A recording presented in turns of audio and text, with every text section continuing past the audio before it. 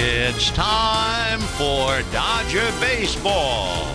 Live from AT&T Park in San Francisco, Prime Ticket presents the Dodgers as they take on the Giants. Hi, everybody, and a very pleasant Wednesday afternoon to you, wherever you may be. Final game of what was supposed to be a big series for the Giants, but it has been anything but. Having lost the first two, they now find themselves 7.5 games back of the Dodgers. Realistically, the Giants' hopes for postseason play would be the wild card. Even there, they're trailing with Colorado atop the heap. The Giants trail by 1, and Florida trails by 2.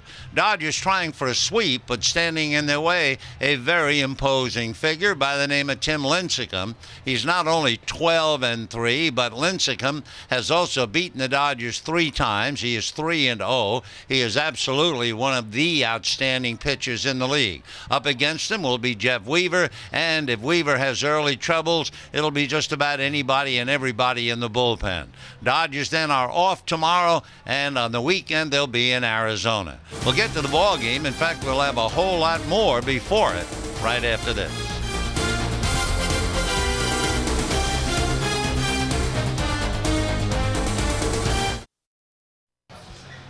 Welcome back to AT&T Park as we await the start of the final game of the 3-game series between the Dodgers and the Giants. He's not very well known, but he's the right-hand man for the manager, Joe Torre. And let's take a look at bench coach Bob Schaefer. Bob Schaefer is in his 29th year of professional baseball, having spent time with different organizations as player, manager, coach, and front office exec. But despite nearly 3 decades in baseball, Schaefer had never met Joe Torre when it came time to interview with him. But Schaefer came with strong recommendations from Don Mattingly and general manager Ned Colletti. For Torre, it came down to a mutual friend from the Cardinals organization. He mentioned the name George Kissel, who was really my mentor when I went with the Cardinals, and of course, up until he passed on here about a year ago. So, I thought that carried a lot of weight, and having that interview, I hired him. As bench coach, you could say that Schaefer is the vice president to Torre's president. He has the responsibility of organizing the scouting reports, but he's also there to counsel Torre on any and all decisions relative to the game, both before and during. I kind of try to manage the game along with Joe, and then anytime he asks me a question, I'll have an answer for him. He just uses all our inputs to make his final decision. So, again, I feel like I'm managing and not taking on the responsibility for it. Just, make my suggestions, and if it works, I say, okay, you're welcome. If it doesn't work, it's what you do that for. As you can tell, Schaefer has quite the sense of humor, but he's far from a yes man, something Torre wants no part of. Not only as my bench coach, I don't want a yes man on my coaching staff. And I tell them straight out that if there's something that you think I could do better, or deal with a player, if there's something I could say that would help that, I want to know. We don't agree on everything, but we agree in the philosophy about it on everything. So, but that's what the good relationship is, because I'm not afraid to tell him what I think, and he's not afraid to ask my opinion. A guy, especially someone who's managed as long as I had, some guys may, have a little hesitation, but he had none of that, and I really appreciated that. Giants led 1-0 in the 5th inning last night, and they let a double play ball opportunity get away, and it pretty much cost them the ball game. With Rafael Furcal aboard on a walk, Martin a comebacker to Martinez, whose low throw was dropped by Velez. Instead of a double play, the stage was set for Andre Ethier to double in Furcal, hitting a ball over Randy Wynn's head. Russell Martin also came in to score. Manny Ramirez then followed with a double inside the left field line, and that cashed in Ethier. Later, Manny hit a ball almost out of the dirt for a 2-run home run in the 7th inning. And if that wasn't bad enough for the Giants, Matt Kemp followed after a walk to Blake and a single to Loney, and he cleared the center field fence, and the Dodgers led 9-1 and left with the win easily tucked under their hands. We'll be back for the game right after this.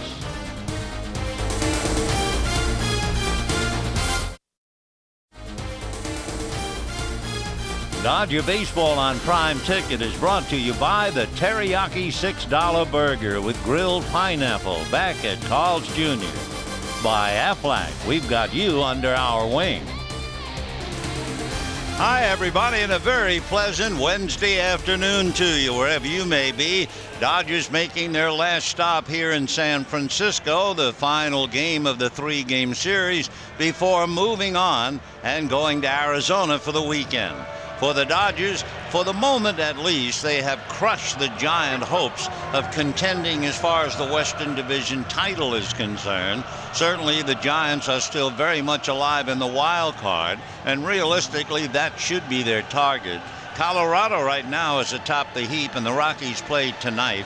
Then the Giants are 1 back, and the Florida Marlins have moved in. They're just 2 back, with the Cubs and Braves trailing by 3 in the wild card. The Dodgers pounding the Western Division. They are 20 games above 500 in their own division. And today, it'll be Rafael Furcal, Russell Martin and Andre Ethier, Manny Ramirez, Casey Blake, and James Loney, Matt Kemp. The only change, the only departure, would be Juan Castro playing again at second base for Orlando Hudson, who pulled a groin. Joe Torre said could have been a heck of a lot serious, and with the off day tomorrow, they decided they wouldn't even try to play Orlando today, so Castro is out there, and then Jeff Weaver. On the mound for the Giants is a rather phenomenal young pitcher by the name of Tim Lincecum. Lincecum, 12 wins and 3 losses. 3-0 lifetime against the Dodgers. He beat them earlier this year. He has a winning streak of 3 in a row. As far as the Dodgers are concerned, they face him at his toughest time at home. He has won 4 straight here at AT&T Park, and his record at home this year is 7-1. He is 6 feet tall, but only 170 pounds, and he's 25 years old, out of Bellevue, Washington. But he really is remarkable for a lot of reasons. To give you an idea, when he was just a kid in high school, he stood 5'9", he weighed 135 pounds, that's right, 135, and he threw a baseball 94 miles an hour. However, he has such a strange and hard delivery that a lot of scouts were put off by it. They thought surely he would injure himself and break down. His first pitch to Rafael Furcal is a strike, and here we go. Furcal, as he stands in at the plate, has certainly been a spearhead throughout the series. The next pitch coming up to Rafael is foul back. Furcal hitting .263, 6 home runs, 32 runs batted in. He walked in the 5th inning last night, and the Dodgers scored 4. So usually Rafael is around to ignite a rally. The strike 2 pitch on the way. Lincecum delivers, strike 3 call. So he serves notice on the Dodgers that there is a different man out on the mound today, and we have 1 away. We'll take a look at the Giants defensively. The outfield of Lewis, Velez, and Scherholz. The infield, Sandoval, Uribe, Sanchez, and Ishikawa, and the battery of Molina handling Lincecum. The batter now is Russell Martin. Andre Ethier on deck. Martin, as he stands in, hitting .267, 3 home runs, 33 runs batted in. And the first pitch to him is foul back, 0-1 the count. Martin in last night's game hit the comebacker, the remarkable defensive play by the pitcher Joe Martinez, and then the Giants lost the double play and eventually lost the game. Martin also had his first sacrifice of the year, with Eugenio Velez having trouble on the double play ball last night. Uribe fielding the ground ball and nails him at first. So we have 2 down in the first inning, and Andre Ethier coming up. Andre Ethier hitting in front of Manny Ramirez last night, had 2 doubles and a single. Manny also knocked in a couple and then rode home on Ramirez home run. So Andre checking in, big man on the club. He and Matt Kemp are tied with 75 runs batted in. Loney back of him with 69 and Blake with 65. And the first pitch goes to the screen. 1 ball and no strikes. Tim Lincecum will work with a new ball as he slowly goes back to the mound. So Andre Ethier leading the way, the butter and egg man, along with Matt Kemp. Dodgers 7.5 games in front of the Giants, 6.5 in front of Colorado. Lincecum back and drops a curveball low. 2 balls and no strikes. Andre in the series is 3 for 9. Tim Lincecum, in checking the Dodgers against Lincecum, for instance, Ethier just 2 for 11. Lincecum comes back 2-0 way inside, almost hit him, ball 3. The one Dodger who has really hit Lincecum is Orlando Hudson. Hudson hitting .467 against him, but not in the game. So Orlando will sit quietly and watch as Ethier hits one in the air to left field. Lewis goes back, makes the catch, and the Dodgers go 1-2-3 in the first inning. So at the end of half an inning, the Dodgers nothing and the Giants coming up. Dodgers go 1-2-3 against Tim Lincecum, and we can take a look at the names on Bruce Bochy's lineup card. And it'll be Velez playing center field, then Freddie Sanchez at second base, Pablo Sandoval at third, Benji Molina behind the plate hitting cleanup. Nate Schierholtz just off the DL will be in right field. Travis Ishikawa will be at first base. Fred Lewis in left field. Juan Uribe takes over at shortstop instead of Edgar Renteria and the pitcher Tim Lincecum. On the mound for the Dodgers would be Jeff Weaver. And for Weaver, at 32, he has a record of 5-4. He is 3-5 in his career against the Giants. Last time out, he pitched 3 scoreless innings in relief. So Jeff Weaver ready to help the Dodgers get a sweep. Tim Lincecum trying to prevent it. And we're in the bottom of the first inning, no score. His name is spelt like Eugene with an I-O at the end of it, but the G turns out to be pronounced as an H as Velez takes a strike. So they pronounce his name up here Eugenio Velez. Now most boys are named after their fathers, but Velez, we understand, is named after his mother. The pitch to him is off the plate. 1 ball and 1 strike. His mom, Eugenia, and so he got the O instead of the A. 1 ball and 1 strike to count to Velez. Good ball player by any other name. Center fielder, played second base last night and kind of messed up a double play ball. Swings now and lips one into left center. Matt Kemp, with a lot of room to roam, is there to make the catch. So we have 1 away. Let's take a look at the Dodgers with the leather. Ramirez, Kemp, and Ethier in the outfield. Blake, Furcal, Castro, and Loney on the infield. And the battery, Weaver and Martin. This today is the 20th consecutive game played by the Dodgers without a day off. 20 straight. They are off tomorrow, and that's why the lineup remains basically the same. They not only have tomorrow off, they don't play until Friday night. So 1 away. Here's Freddie Sanchez, right-hand hitting second baseman. Kind of hurt his shoulder in Monday night's game, tweaked it, as he said, so he didn't play last night. Sanchez, newcomer to the Giants, good ball player.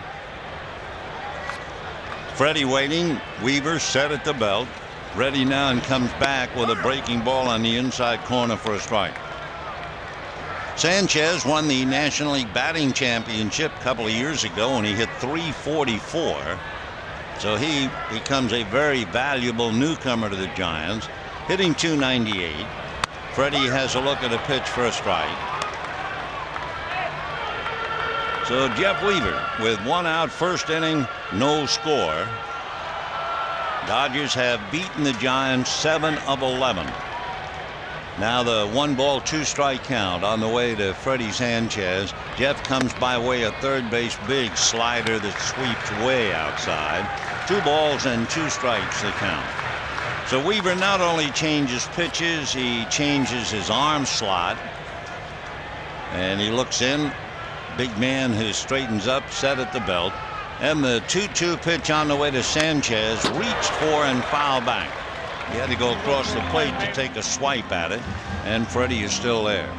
Sanchez was born in Hollywood and makes his home in Burbank, originally selected by the Red Sox 8 years ago out of Oklahoma City University.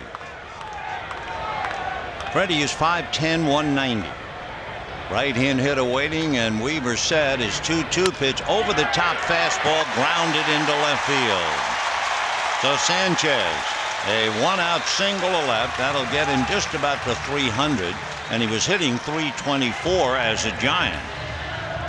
So Sanchez a base hit, and now the birthday boy, 23 years old yesterday, Pablo Sandoval, known endearingly up here as the Panda. In case you weren't with us in the first two games, Barry Zito saw the movie Kung Fu Panda, where the lovable bear becomes a superhero. And Barry came back to the clubhouse and said, you know, the movie reminds me of Sandoval, and he's been the Panda ever since. Switch hitter, batting left-handed, and Weaver ready, delivers, and it is swung on and missed. Sandoval hitting 330, 320 left, 359 right. He had one hit last night. It came in the ninth inning. He went 1 for 4, and he was 1 for 4 in the first game, so 2 for 8 as Sandoval with Benji Molina on deck. Next one to Pablo, way inside. 1 ball and 1 strike. Last year, Sandoval caught everybody's attention. In 145 at-bats for the Giants, the newcomer hit 345. So Sandoval waiting. Weaver straightens up. No score. First inning, 1 out. The 1-1 pitch swung on and foul back. 1-2 the count. So Sandoval backs out for the moment. New ball put in play. Amazing to realize that Sandoval 1-2 as far as hitting is concerned, and just turned 23. 1-2 the count to him. He's 5'11" and at least 240. The 1-2 pitch, Sandoval takes way inside and low, backhanded nicely by Martin, and a 2-ball, 2-strike count. So far, Weaver has given up a base hit with 1 out. He's made 13 pitches, and he's right now deep in the heart of the Giant lineup, Sandoval and then Molina. 2 balls and 2 strikes. Jeff set, ready, comes back to the plate and misses inside. Ball 3. 3-2. The previous 2 games, the Giants got on the scoreboard first. 1-0 in game 1, and the Dodgers won 4-2. 1-0 last night, and Boshi saw the game just completely disintegrate when the Dodgers won 9-1. Here's the 3-2 pitch. We'll see about Sanchez. He's going. Sandoval promptly whacks it to straightaway center, but it's playable. Matt Kemp is there to make the catch, and back to first base goes Sanchez. So a fly ball to dead center, 2 out, and Benji Molina coming up. Benji Molina hitting 300 during the homestand. Had pretty good success against Jeff Weaver. Half a dozen hits, including a home run, 3 RBIs. Even though they shut him down last night, over his last 6 games, he's been hitting 345. Weaver delivers, fastball strike, and the count 0-1. Molina in that runaway game last night came out after going 0 for 3. In the first game, he led off the game with a single and finished it with a home run in the 9th inning, but it wasn't enough. Strike 1 pitch on the way. Big slider away. 1 ball and 1 strike. 2 down first inning. Sanchez at first, and no score. Dodger record, 19 straight games without a day off, 8 wins and 11 losses. And the 1-1 pitch coming up. Weaver set, delivers. Molina takes the strike. Slider down and at the outside part of the plate. 1-2 the count. Should be the third sellout crowd. We had over 40 the first night, over 41 last night, and another big crowd on a sun-washed day here in San Francisco. Although early this morning, 7:30, it was really foggy downtown. The next pitch is taken off the plate. So the deuce is wild. 2 balls, 2 strikes, 2 out.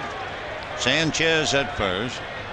Weaver now has made 19 pitches in the inning. Every little bit counts. No score, bottom of the first.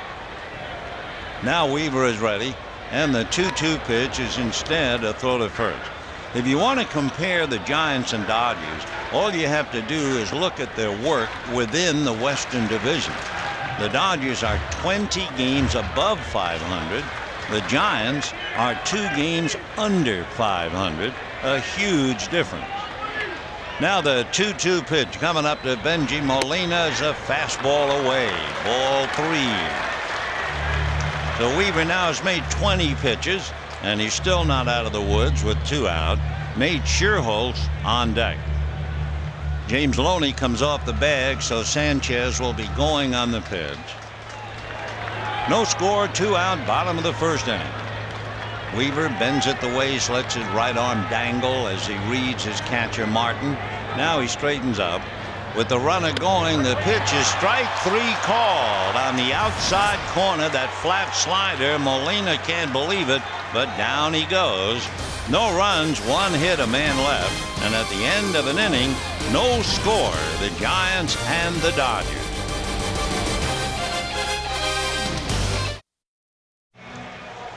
Jeff Weaver labored a little bit with 21 pitches, but he got the job done. And we go to the second inning. No score in the ball game. It'll be Manny Ramirez, Casey Blake, and James Loney. Ramirez got a lot of boos last night and the night before, and he answered them last night. They had walked him intentionally twice. He then doubled in 2 and homered with a man aboard. So Manny punched a hole in the crowd's heart. He also had 2 singles in the first game of the series. So Ramirez, for the last 15 games against the Giants, he has destroyed them really, and he takes the first pitch for ball 1. 1-0 the count. Tim Lincecum versus Manny Ramirez. That's a pretty good challenge. Ramirez 1 for 3 in the past. Lincecum ready, and his 1-0 pitch over the top fastball. That's high. 2-0 the count. When Lincecum was born, he weighed 7 pounds and he was 21 inches long, but he really grew up smaller than most classmates and most big league pitchers for sure. 2-0 pitch is ball 3. As a freshman in high school, Lincecum was 4'11" and weighed 85 pounds. As a sophomore, he was 5'2" and weighed 100 pounds. 3-0 pitch, Manny takes a strike. Then he had a growth spurt. He was 5'7" and 125 pounds. In college, he was 5'9" and 135 pounds. Yet, as small as he was the biggest man in high school and college fields, and he's ball 4 to Manny Ramirez.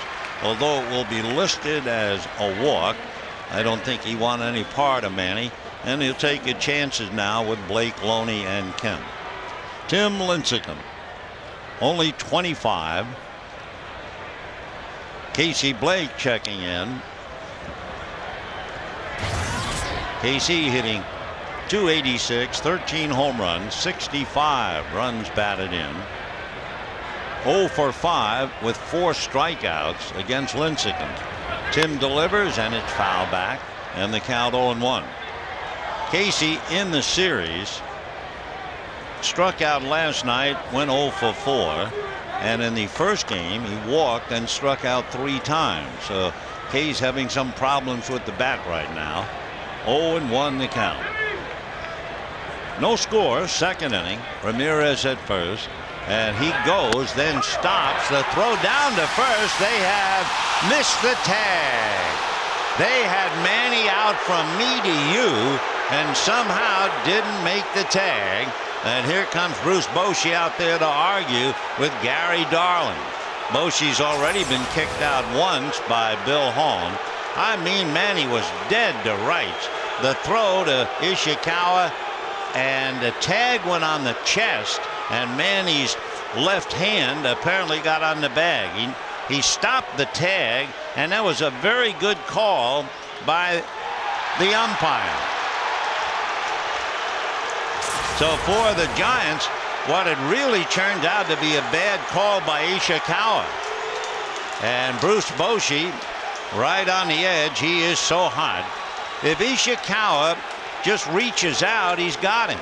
But Ishikawa put his put the glove down at the bag and then lunged and got Manny on the chest. And by that time, Manny's hand was on the bag.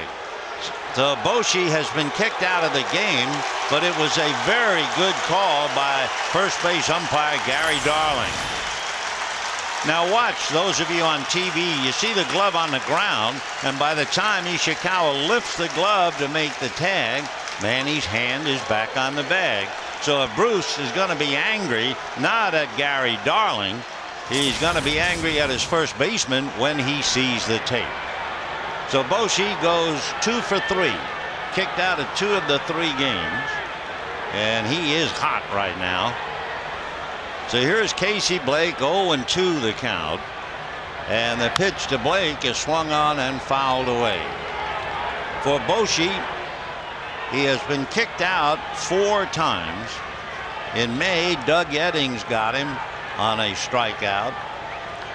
Gary Cederstrom got him in May, arguing a close play at first base. Then the other night, Bill Hahn threw him out. And now today, Gary Darling. 0-2 the count to Casey Blake. Here comes Lincecum, check swing, ground ball to Ishikawa. They get one. The return throw is in time for the double play.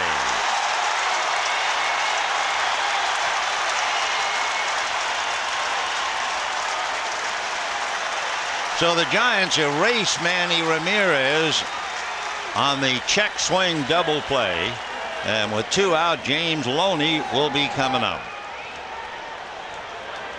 So Ishikawa, who throws left-handed, and when you hit a ground ball like that, that's perfect for the first baseman. He doesn't have to move his body, just throws across his body, and it was an easy play.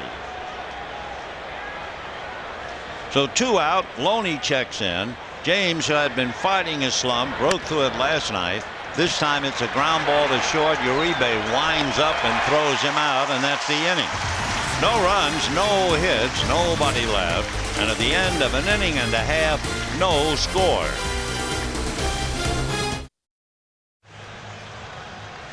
No score at the end of an inning and a half. Tim Lincecum had a 19-pitch inning at the cost of his manager, Bochy, being kicked out. Now for the Giants, Nate Scherholz, Travis Ishikawa, and Fred Lewis. Scherholz has been on the DL, left-hand batter. And in order to make room for him, they put the veteran infielder Rich Aurelia on the DL. So Scherholz waiting, and Weaver's first pitch up and in, ball 1, 1-0. Scherholz was born in Reno and lives over in Scottsdale. Well put together, 6'2", about 220. Left-hand hitter, and the first pitch missed, and the second one is in there. And that evens up the count. 1 ball and 1 strike. Ron Wotus takes over as the acting manager, as he did the other night, now that Bochy has been dispatched. The 1-1 pitch on the way is swung on and missed, 1-2. Jeff Weaver trying to match pitches with the ace of the Giants staff, Tim Lincecum. Scherholz hitting .295, but he's only been in 30-some-odd games. And the 1-2 pitch on the way. Nate swings, hits a long fly ball to right center. I mean a long fly ball going back in the corner. is Andre Ethier to pick it up, and Shearholtz is into third base standing with a monstrous triple. It's 421 feet out there, so Nate returns big time with that long triple, his second of the year. So Weaver now in trouble with a runner at third and nobody out. And the batters will be Ishikawa, Lewis, and Uribe. Ishikawa started off the series on fine note when he hit a home run in the second inning of game one. Crowd was delirious and they had visions of really making a move on the Dodgers, but it never materialized. Ishikawa finished up that game and did not play last night. So the left-hand hitting first baseman takes a strike. Travis, of course, by making a bad play on the pickoff throw, cost the Giants their manager. So Ishikawa waiting at the plate. Left-hand hitter, Dodger infield halfway up. Strike one pitch, Ishikawa fouls it away. So he's in a hole now, no balls and 2 strikes. Ishikawa hitting .270, 8 home runs, 31 runs batted in. He's out of Seattle and still lives up at Federal Way in Washington. He had a stretch last year where he was hitting .636 with runners in scoring position and less than 2 out. The pitch is low, ball 1. 1-2 to Travis. All of the scouts were so convinced when he was getting out of high school that he was going to go to college. He wound up in the 21st round. Here's the 1-2 pitch, and Ishikawa gets it hit in the small of the back. So after a triple to Shearholtz, Ishikawa hit by the pitch, and the batter will be Fred Lewis. For Ishikawa, that would be the 4th time that he's been hit by a pitch this year. For Jeff Weaver, it's only the 3rd hitter that he has nailed. So here's Fred Lewis. Lewis, the left-hand batter, hitting .263, 4 home runs, 14 runs batted in. First and third, nobody out. Bottom of the second, no score. Weaver at the belt, works the plate low and away. Ball 1, 1-0. Giants will leave town after the game, and they're gone for 12 days. They go to New York, then to Cincinnati, and then to Denver. Weaver straightens up, set at the belt. Now the 1-0 pitch on the way, and that's taken low, ball 2. Giants to go on a long trip is quite a problem for them. They are 9 games under 500 on the road. The Dodgers are not only 10 games above 500 on the road, the Dodgers have won 5 of the last 6 away from home. First and third for the Giants. Shearholtz at third, Ishikawa at first, and the 2-0 pitch to Fred Lewis is taken way outside. So Weaver now 1 pitch away from loading him up. And on deck is the shortstop, Juan Uribe. So an anxious moment for Joe Torre. 3-0 the count to Fred Lewis. Weaver bends at the waist, reading signs. Martin setting a target for him. And the 3-0 pitch on the way is taken for a high strike. Dips in around the letters. 3-1 the count.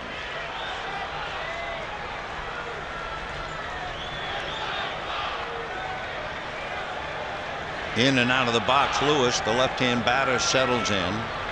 Fred out of Mississippi, went to Southern University, 2nd-round pick by the Giants, and Lewis takes another strike. Plate umpire today is Paul Emmel. Gary Darling at first, Todd Tishner at second, Bill Hone at third. Emmel, in his almost 11th year, born in Michigan, lives in Florida. So first and third, 3-2 the count. We'll see if Ishikawa goes with Lewis at the plate. Weaver straightens up, set at the belt, checks the runners. Ishikawa does not go on ball 4, and the Giants have loaded the bases with nobody out. So that huge triple by Nate Schierholtz, then a hit batter and a walk, and Rick Honeycutt gone out to the mound to talk to Weaver as Juan Uribe will be coming up.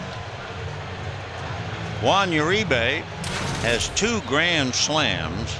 He hit one against Seattle, and he also hit one against the Chicago White Sox. So Uribe, a right-hand batter. Juan is stocky at 5'11". He weighs around 220. That's a lot of weight for a shortstop. Uribe's had a bad leg, so in and out of the lineup. Originally signed by the Rockies, came up to the Rockies in 01 and 02, and then had about 5 years with the White Sox. So Uribe from the Dominican with the bases loaded, nobody out. Weaver's first pitch is swung on and missed, up and away, and the count 0-1. So Uribe, at least on that pitch, certainly not a selective hitter. Juan back up waiting. Schierholtz, Ishikawa, and Lewis are all out there, nobody out. No score, second inning. Uribe then swings and pops it in the air, foul. Martin comes back, but it's well back in amongst the crowd, which is a sellout again today, we understand. So no balls and 2 strikes. They count to Juan Uribe. Giants trying to snap a 3-game losing streak. The Dodgers trying to add to a little 2-game winning streak. So Uribe up there with a big at-bat with Lincecum the pitcher to follow. Schierholtz, Ishikawa, and Lewis all at the ready. And the strike 2 pitch to Uribe. Weaver ready. Here he comes. Little ground ball to third. Blake goes to the plate high, but they're going to get a force play. And Martin was just able to get back down before Schierholtz got there. So Uribe forces Schierholtz at the plate. From Blake to Martin, 5-2 if you're scoring. Everybody else moves up. Ishikawa now at third, Lewis to second, Uribe at first. And the batter will be Tim Lincecum, left-hand hitter. He has 10 sacrifices. He is hitting about 180, 3 RBIs. He does have 9 hits. Out of a stretch goes Jeff Weaver, ready and delivers. Lincecum takes a strike, and the count 0-1. In the inning, Schierholtz tripled. Ishikawa hit by a pitch, and Lewis walked. Uribe has just hit into a force play by way of the plate, and here's Lincecum trying to help his own cause with Velez out on deck. Strike 1 pitch on the way. Weaver delivers. That's foul back off to the left. Great barehand catch upstairs, and the crowd roars. Youngster wearing a Giant shirt made a good play. 0-2 the count to Tim Lincecum. Infield back now in double play depth after shortening up with nobody out. The strike 2 pitch, and Lincecum swings and misses. Down he goes. This inning could very well sum up the frustration of the city. With the bases loaded and nobody out, they still have the bases loaded with 2 out, no score, and the batter will be Eugenio Velez, who flied to center in the first inning. Giants can't be disillusioned because actually up here, when the season started, most people were shocked to find that the Giants were in the race at all. Well, they are not in the division race, but they certainly are in the wild card. All right, Weaver trying to get off the hook, and here's Velez, who had a 16-game hitting streak snapped last night. Weaver delivers, off-speed pitch, line to center, right into Matt Kent's glove. So for the Giants, with the bases loaded and nobody out, they come up with zip. And at the end of 2, no score.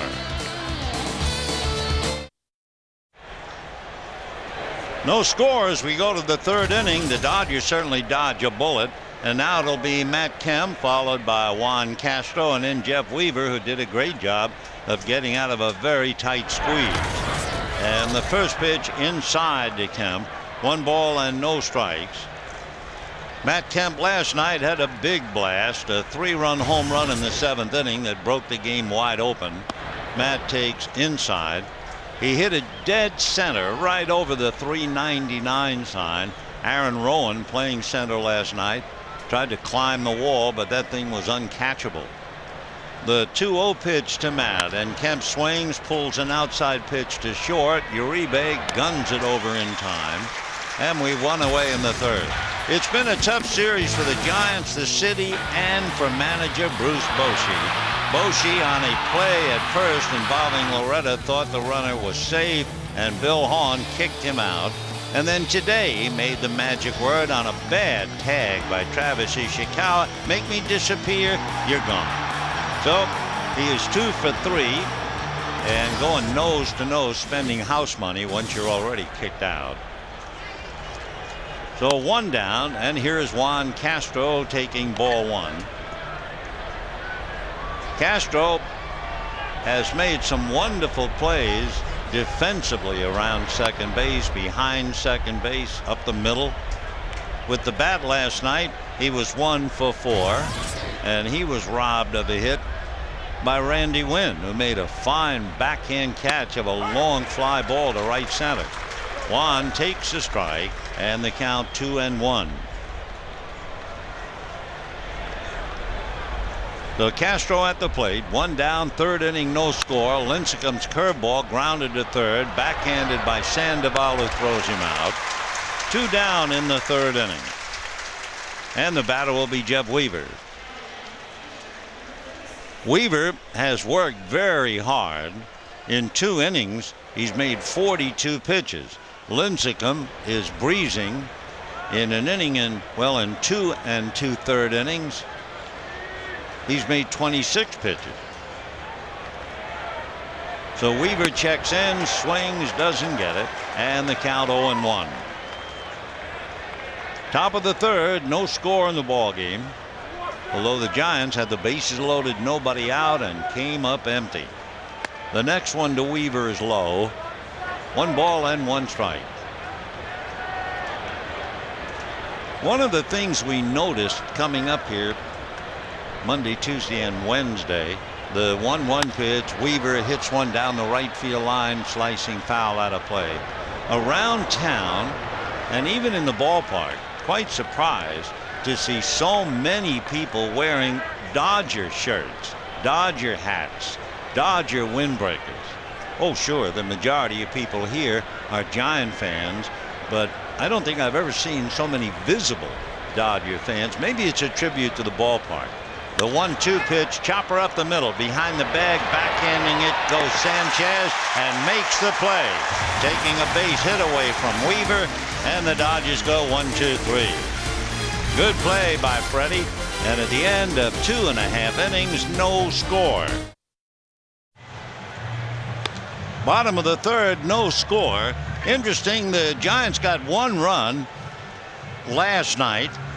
They had 2 runs in game 1 of the series, and down at the bottom of that chart sums it all up. The Giants are 0-4-10 with runners in scoring position. And of course, it's not only the Giants' inability to hit, it also shows you what the Dodger pitchers have done, and they're as tough as they come right now. Opposition hitting only .222 against the Dodgers. Just another reason why they are where they are, and why the Giants are pretty much where they are. For the Giants, Freddie Sanchez, who made the good play on Weaver, will start it off. Sanchez, Sandoval, and Molina. No score, bottom of the 3rd inning. A beautiful day in San Francisco, and how typical. This morning you could barely see your nose in the fog, and now it's just a gorgeous day. Weaver from a stretch as usual, no windup, and the first pitch fouled back by Freddie. 0-1. Sanchez single left in the 1st inning. So Freddie, who had a sore shoulder and did not play last night, is back in the lineup. And of course the Giants are far better for it. Strike one pitch on the way. Weaver by way of third, and it's whacked foul down the left field line. So that sidearm delivery by way of third that might intimidate some hitters, but not Freddie Sanchez. He just hangs right in there. There's no jelly leg up at the plate at all. He just strides in and hacks at it. 0-2 the count. Weaver out of his stretch. Jeff ready. Here he comes over the top, and the fastball is high. 1 ball and 2 strikes. So Jeff Weaver filling in. That's really the role today because Chad Billingsley could not answer the call. The next pitch to Sanchez, that misses. So Weaver goes 2-2. Jeff is 6'5", at least 200-pounder. And his 2-2 pitch on the way to Freddie Sanchez over the top, swung on, hit in the air, foul down the right field line and well back into the sellout crowd. Giants have had 13 sellouts this year. For the Dodgers, this is the 6th time that they have played at AT&T Park this year, and I'm sure most of the 6 were sold out. 2-2 to Sanchez. No score. Bottom of the 3rd. Weaver delivers, and it's foul to the screen. So a pretty good battle going on here. Sanchez has always been a very good hitter. Hanging tough against Weaver. Sanchez is 7 for 15. Hitting about 450 against Weaver. Swings, hits one in the air down the right field line, foul. Ethier comes over, but it's back in the stands. So pretty good at bat here. 2 balls and 2 strikes the count. 7 pitch at bat. Last night Randy Wynn had a 10 pitch at bat. Edgar Renteria had a 10 pitch at bat, but it didn't help. 2-2 the count of Freddie Sanchez, opening up matters, bottom of the 3rd. Weaver set, no score in the game, and the 2-2 pitch on the way, swung on and lifted to shallow right. Ethier started back. Now he comes in and makes the catch, and with all of that, 1 away in the 3rd inning. Say you can sleep under the stars on the field at the 4th annual Dodger Stadium sleepover this Friday. Play catch in the outfield, watch Field of Dreams on the Dodger Vision board. Stay warm overnight with a free sleeve blanket. For tickets, visit Dodgers.com/sleepover or call 323-224-2646. 1 away, 3rd inning, no score. Pablo Sandoval, who flied to center in the 1st inning at the plate, 2 for 9 in the series, and fouls the first pitch away upstairs. 0-1. Sandoval figures to be seen and heard from for many, many years. When you realize he's hitting .329 and just celebrated his 23rd birthday. As we mentioned, he hit .345 in a short amount of time last year. Fouls a pitch back. No balls and 2 strikes the count. So Sandoval in and out of the batter's box. On deck, Benji Molina. Weaver checking, Martin shuffling cards behind the plate. Now the strike 2 pitch on the way. Sandoval fouls that thing back in the screen. And the count stays no balls and 2 strikes. 1 out, 3rd inning, no score. Final game of the series. It is also the 12th meeting of the year, and the Dodgers have won 7 of the 11. No balls and 2 strikes. Weaver checking. Martin shuffling cards behind the plate. And the strike 2 pitch is swung on and missed. He worked it up and in, and Sandoval, a bad ball hitter, this time becomes perhaps a bad ball swinger. And we have 2 out in the 3rd inning. Pitch was certainly up around the shoulders. So Sandoval walks away empty-handed. That would be the third strikeout for Jeff Weaver, and it brings up Molina, who struck out in the first inning. Benji was absolutely startled when he threw to Ishikawa, and he had Manny Ramirez hung out to dry, and then Ishikawa made a very bad tag, allowed Ramirez to stay on. It cost the Giants their manager, and when Bruce sees the videotape, I'm sure he'd be very upset. Molina waiting. Benji hitting .264, kind of waves at a pitch down and away, not really a swing, and a 1-ball, 1-strike count. On deck, Nate Schierholtz, who led off the second inning with a triple. Giants loaded the bases with nobody out and failed to score. The 1-1 pitch coming up. Weaver deals, and the fastball is outside. Jeff has made 57 pitches. Lincecum has made only 30. And we're in the bottom of the third. Weaver set, Jeff ready, and the 2-1 pitch is foul back. And the count 2-2.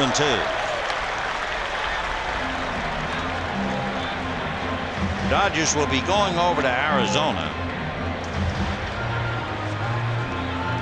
Dodgers have pretty much had their way with the D-backs.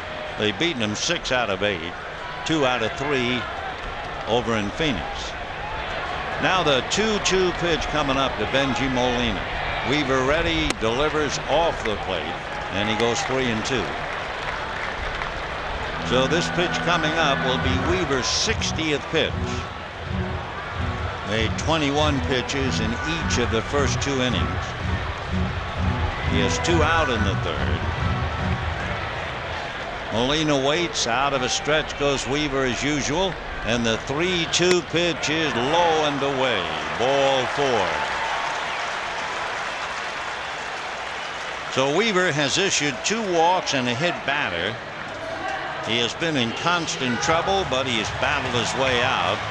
He's also had 4 3-2 counts to give you an idea that he's fighting the strike zone. And the batter is Nate Schierholtz, who tripled into the gap that's 421 feet away in deepest right center field. So Nate steps in.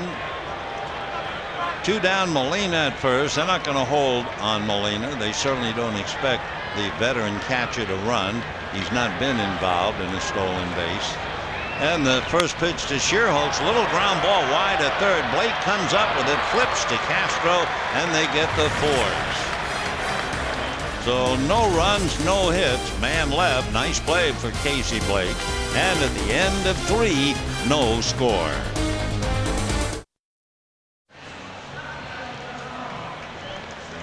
Time now for our Aflac trivia question of the day. Who are the only 3 pitchers to win 2 Cy Young Awards before the age of 26? Well, fortunately, we have the book. We'll give you the answer. Tim Lincecum. He picked one up at 25. Lincecum, now that we're on television strictly, we can talk about his delivery. It is really worth looking at. It is highly unusual and extremely stressful on the body. And yet, he's not missed a turn. The first thing the scouts noticed about Lincecum was his stride. They say the normal stride is 77 to 80% of the pitcher's height. Well, he's 6 feet. Lincecum's stride is 129% of his height. In other words, roughly 7.5 feet, which is really unusual. Foul ball, 1-2 the count to Rafael Furcal.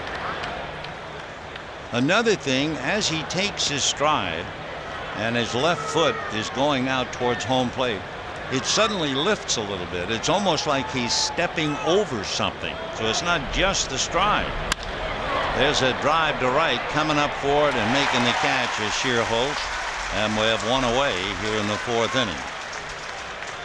In order to make sure he would have that stride, and his father was the one who taught him how to pitch, even though it's so unusual. His father would put a dollar bill on the ground where his left foot hands. Now, he doesn't do it now, but what he would have to do for his father with the dollar bill where his left foot stands and falls, he would have to follow through and pick up the dollar bill in order to teach him to follow through. Well, he doesn't have to do that anymore, but he certainly follows through. Strike one pitch, fouled off, 0-2.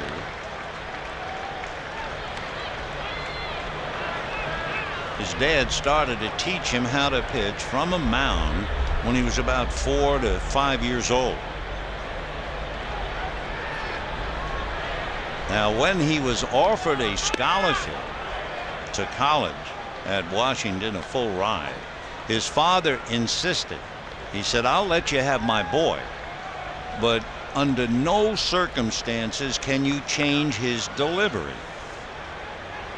Well, it certainly paid off. Little nubber, Lincecum down to get it. And that'll do it for Martin. So we have 2 out in the 4th inning, no score. And the batter will be Andre Ethier. Jeff Weaver has made 61 pitches in 3 innings, and that might be enough, because down in the Dodger bullpen now, James McDonald begins to loosen up. Well, McDonald getting ready with 2 out, 4th inning, no score.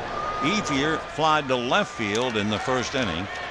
So Weaver gave the Dodgers his best shot, kept the Giants scoreless, but made a lot of pitches. 0-1 the count to Andre Ethier.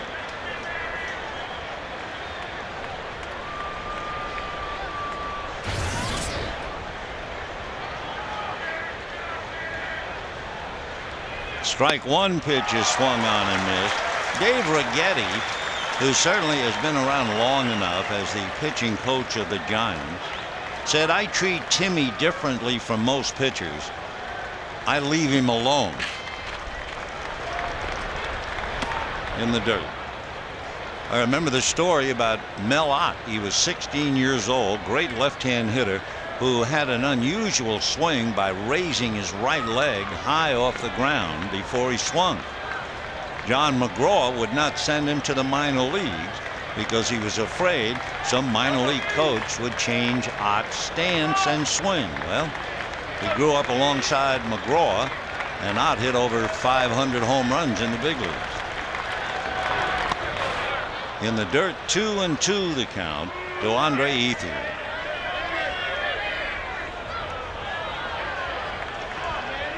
When the Giants signed Lincecum, he pitched only 13 times in the minor leagues, and he struck out 104 batters in 62 innings.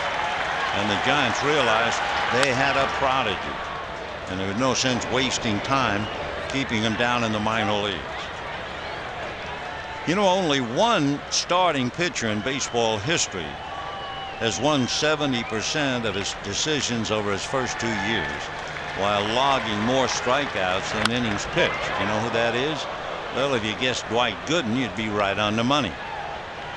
Lincecum is one of only 7 pitchers in the last 53 years to throw 30 so-called quality starts in his first 40 games. 2-2. Ball 3. One other thing with Manny Ramirez waits on deck. Lincecum has been clocked as high as 98. An awful lot for a guy who maybe is 170 pounds. 3-2 to Ethier. And fouled away. Short stroke by Ethier. He's just trying to stay on the ball, square it, as the hitters say in this day and age.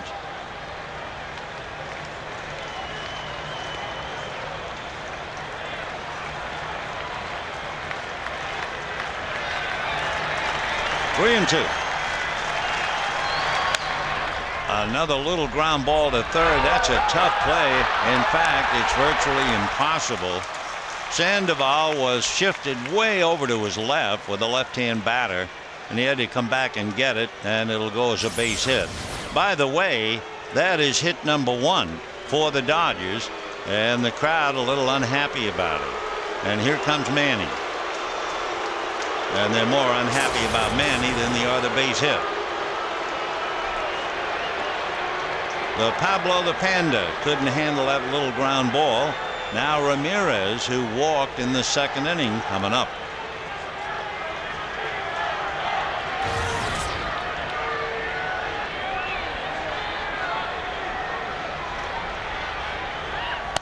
Fastball, but very high. In his early days as a young pitcher, Lincecum also had the benefit of his father, who would sit behind home plate and watch him very, very carefully, especially in college. 1-1 to Manny. For instance, if his father stood up and slapped his thighs, Tim knew to sit down on his legs, meaning use the lower half of his body more. They had all kinds of signs. I always remember when Don Drysdale was pitching, his dad would whistle if Don dropped his arm out of the arm slot that he normally used. 1 ball and 2 strikes. No score, 4th inning. Tim Lincecum against the Dodgers. Jeff Weaver against the Giants. And we're in the 4th. 1-2 the count to Manny Ramirez.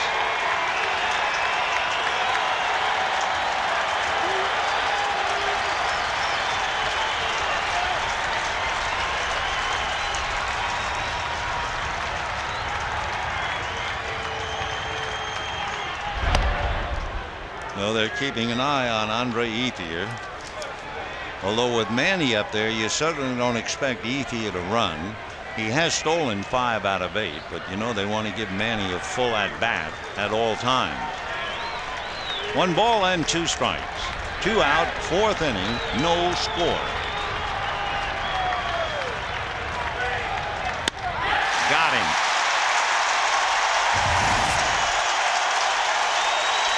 So Lincecum gets a little extra applause for striking out Manny Ramirez at the end of 3.5 innings. No score, the Giants and the Dodgers.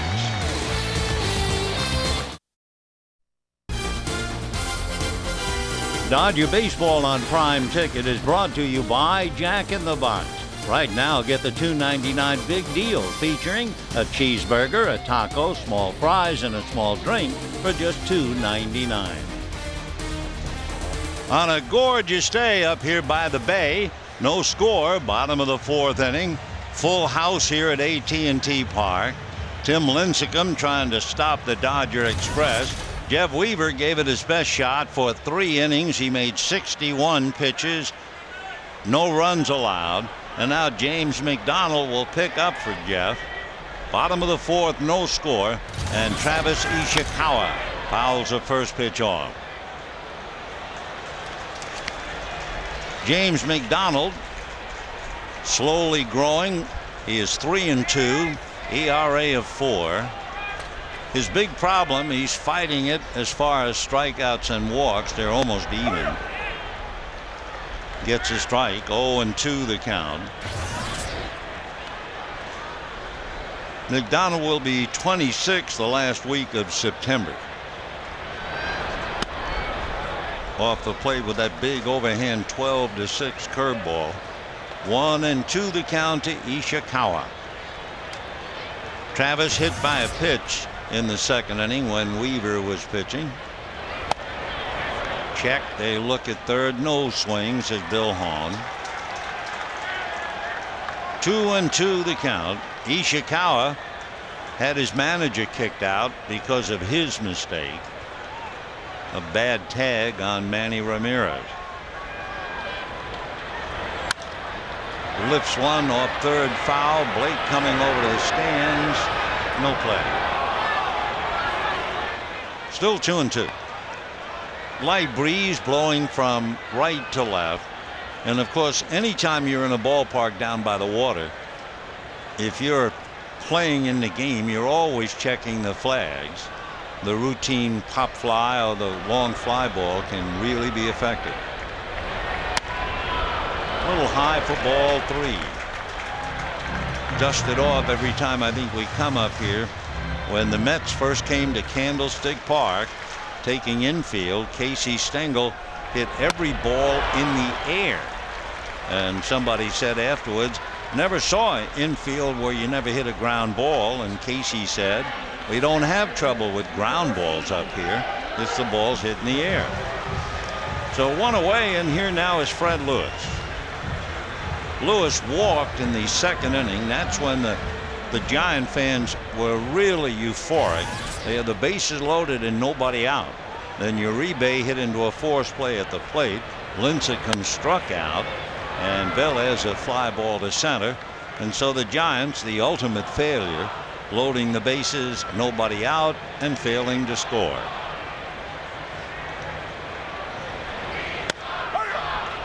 That's a strike. 1-1 the count to Fred Lewis.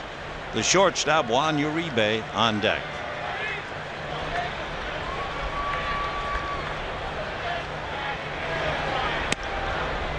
Two and one. Dodgers had lost 3 straight series here at AT&T Park, but by winning the first 2 games, they have taken this one. Fly ball to right. Ethier was overshifted, makes a diving try, can't make the play, and into second base with a double goes Fred Lewis. They had Ethier more like right center. They were giving Lewis basically straight away right. Andre had to come way over, made the effort, and couldn't quite do it. So a fly ball double for Fred Lewis.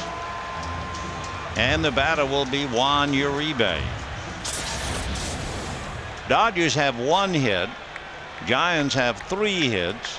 And it's scoreless here in the 4th. Uribe hit into a force play, 3rd to home in the 2nd inning. Foul ball, 0-1 the count.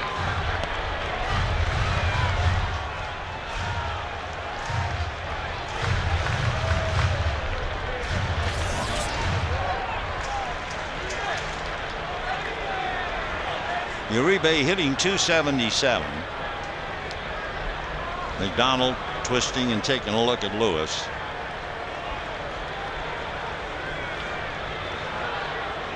Fred Lewis has stolen 8 out of 12, so they have to keep an eye on him. But the infielders really can't hold him on. You see on your screen, it looks like Furcal is just behind Lewis. It's fouled away. Anything but. I mean, Rafael Furcal is a long distance call. Look at Castro. So he can take a very good lead.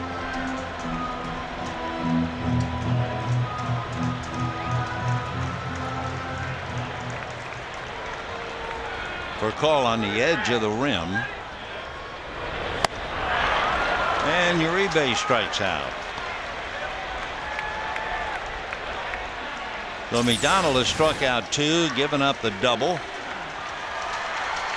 High fastball takes care of the shortstop. So once again, they look to Tim Lincecum. Lincecum came up with the bases loaded and struck out in the 2nd inning. 0-1.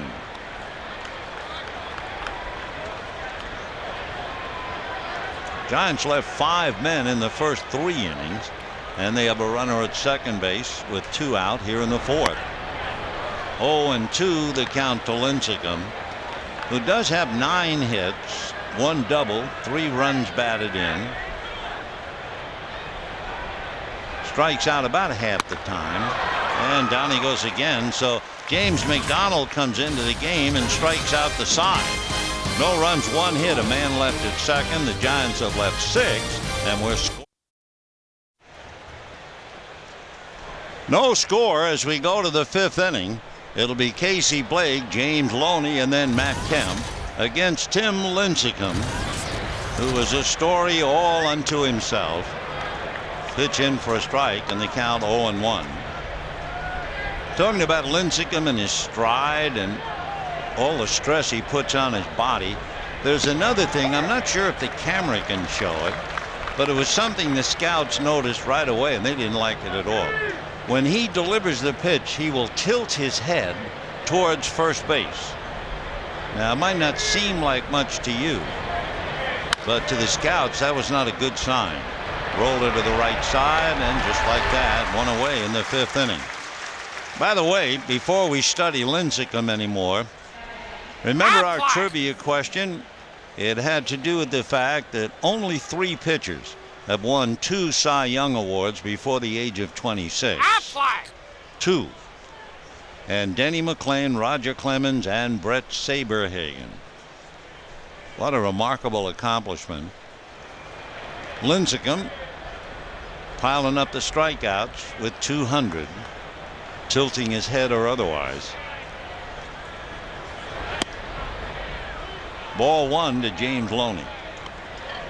And of course, Lincecum is so successful, is doing such a great job, and is such a big star at an early age. You pray he has no physical problems. 2-0 the count.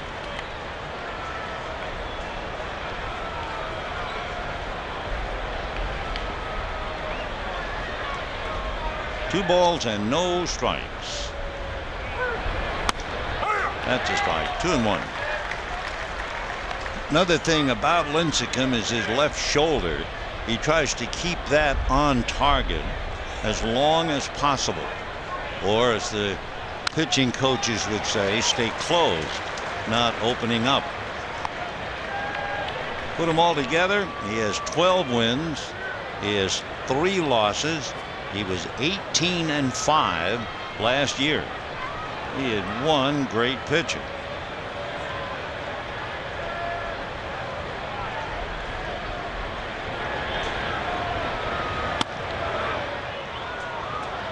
Three and 2 the count to James Loney. No score, 5th inning. First it was Lincecum versus Weaver. Now it's Lincecum versus McDonald.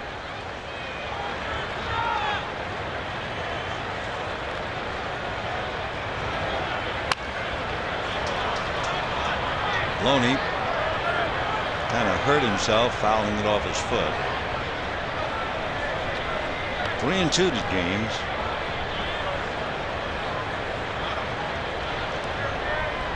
When you talk about Lincecum's long stride, another thing they didn't like about that stride was how he could hurt himself, at least in the ability to rotate his hips. Also, he could land on his heel and could cause trouble, but so far so good. But they say the way he pitches just like slamming on the brakes of a car. Fly ball to center. 2 down. The only Dodger hit was a little roller hit by Ethier to third base, and Pablo Sandoval was playing over towards short, came back to get it, but really didn't have a play. That's the only Dodger hit. And now Matt Kemp grounded to short, 0 for 1.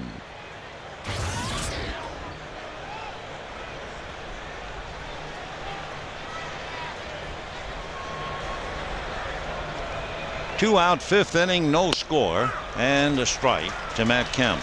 It's not as if Lincecum is blowing people away. He has only 2 strikeouts for a guy with 200, but he's just pitching. 0-2.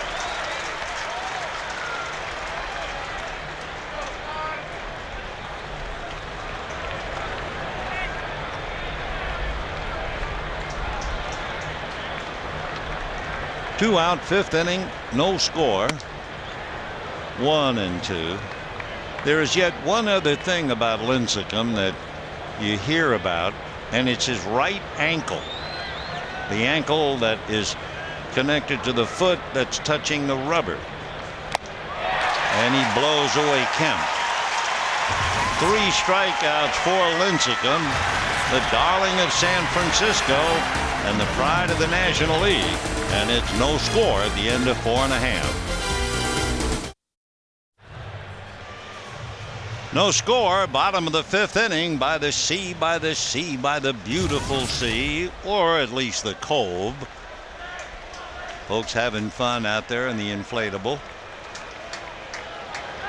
They're having fun here at AT&T watching Tim Lincecum. Dodgers not enjoying it much, but there's no score. Eugenio Velez has twice flied to center, 0 for 2.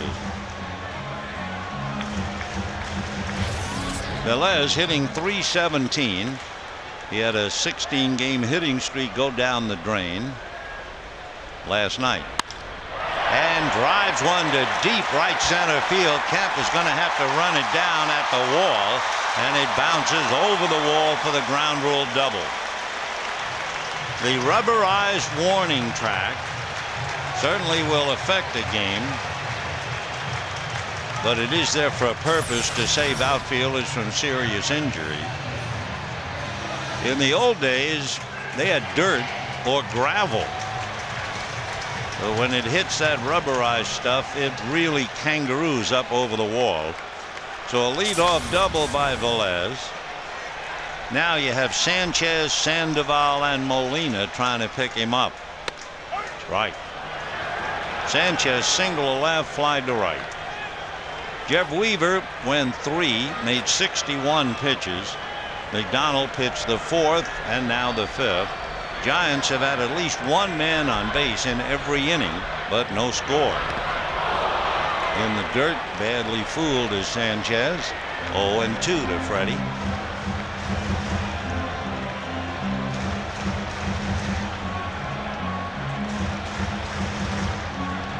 No runs, 1 hit for the Dodgers.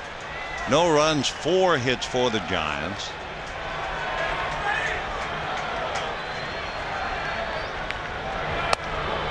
One and 2. Giants left 6 in the first 4 innings, including the bases loaded in the second.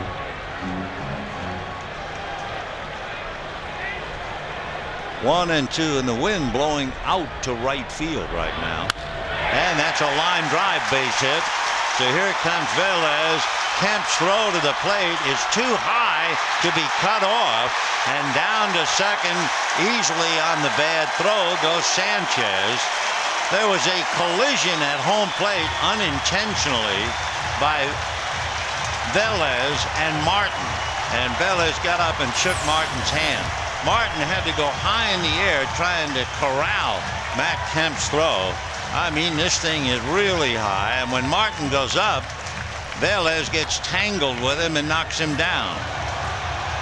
And then when it's over, after Velez scores and Martin hits the dirt, Velez got up, shook Russ's hand as if to say, gosh, I'm sorry. And Martin understood what happened. It was just a bad play by Matt Kemp. So Sanchez, an RBI single, takes second on the throw to the plate. And the batter will be Sandoval. 1-0 Giants. Watch now. Here comes Velez. Picks up his helmet, holds out his hand, says, I'm sorry, and then goes away. Because Martin was so vulnerable, he was like a rag doll hanging straight up in the air, and he was flipped. Well, for the first time today, there's a little feeling from the crowd. Beat LA. That's always good to hear. Last 2 games, in the middle of each game, the Dodgers took the crowd out of the game and took the game out of the crowd. So we're waiting for Russell Martin to put himself together. And in a moment, Sandoval will check in, and they will let Russell handle a pitch. What a position. Catcher. So at least one more. Nope, I guess he's okay.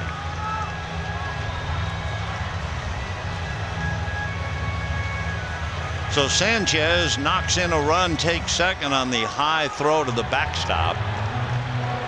And now Sandoval and Molina trying to collect Sanchez. 1-0 Giants in the 5th inning.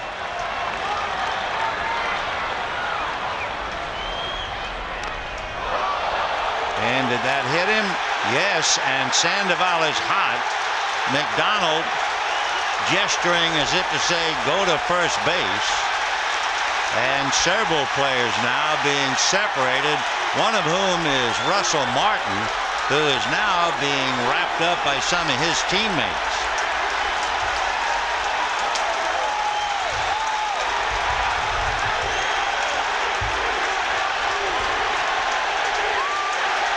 Well, Sandoval apparently hit by the pitch. McDonald saying, I didn't mean to hit him. He gestured as if to say, just go to first. Russell Martin is red hot.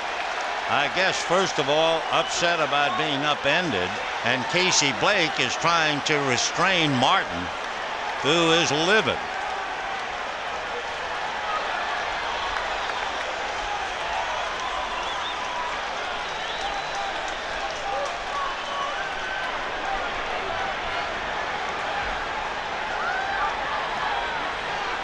So Sandoval, who gestured out towards the mound, and that started it all. So let's see if he's going to be allowed to stay in the game. Paul Emmel is the plate umpire. Giants quietly going back, but let's see about Sandoval.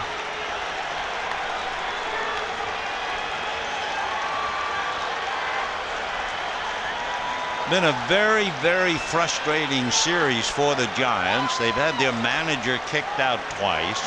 They have scored first in each game and yet lost the previous two, 4-2 and 9-1. Ron Wotus is appealing, but let's see, did they kick Sandoval out? I mean, it was an insightful gesture when Sandoval started to walk. You watch him with the bat. There's the check swing. The pitch may have hit his shirt, and now walking out with the bat and gesturing. Then here comes Russell Martin hollering at Sandoval. So instead of a baby panda out there, you have a lion and a tiger. But the big question, will Sandoval be kicked out of the game for gesturing and walking towards the mound? Fortunately, no punches were thrown, just a lot of tugging and pushing.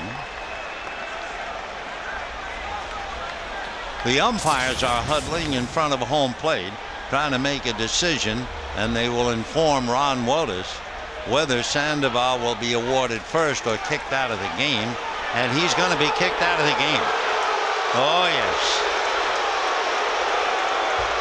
Sandoval throws his helmet away.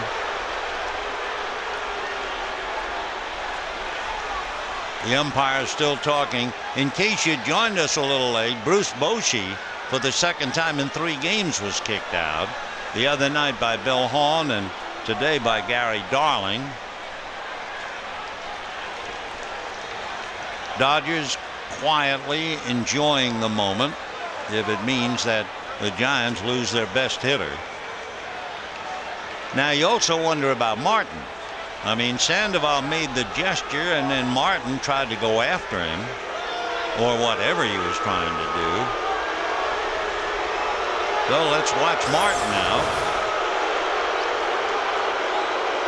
Here's Sandoval walking and gesturing while carrying the bat, and Martin trying to push the umpire out of the way, and he wants a little bit of Sandoval, and that started it. But from the looks of things, Martin will stay in the game, and Sandoval, for an insightful gesture, I believe he's going to be kicked out. Well, maybe not. He went back to the dugout. The pitch apparently didn't hit him. It just missed his shirt. So when it's all said and done, he's just going to come back up to the plate. Much ado about nothing. Tempest in a teacup. The crowd thought surely that Sandoval, by his actions, was kicked out because he threw his helmet away and walked back to the dugout. And he points while carrying the bat. That's always a bad sign. If you remember Juan Marichal many years ago carrying the bat. All right. Apparently nothing has happened. Forget about it. It's a foul ball and the count's 0-1. 1 ball and 1 strike. So the Panda turned vicious. Fly to center and struck out. James McDonald picking up for Jeff Weaver. Sanchez and knocked in the run at second base. Curveball, that's in there. 1-2. Hung-Chi Kuo gets up down in the Dodger bullpen. Giants have 3 left-hand hitters in a row: Schierholtz, Ishikawa, and Lewis. 2-2 the count to Pablo Sandoval. Sandoval from Venezuela.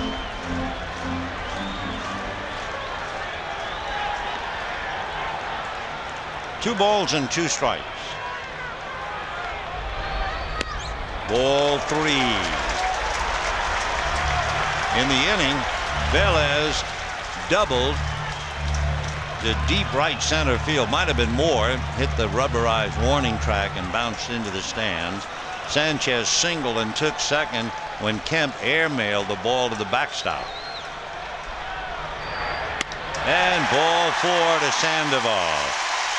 And boy, there wasn't one pitch even close to home plate. I don't know whether young James was intimidated or was just trying to pitch away, but he wasn't close.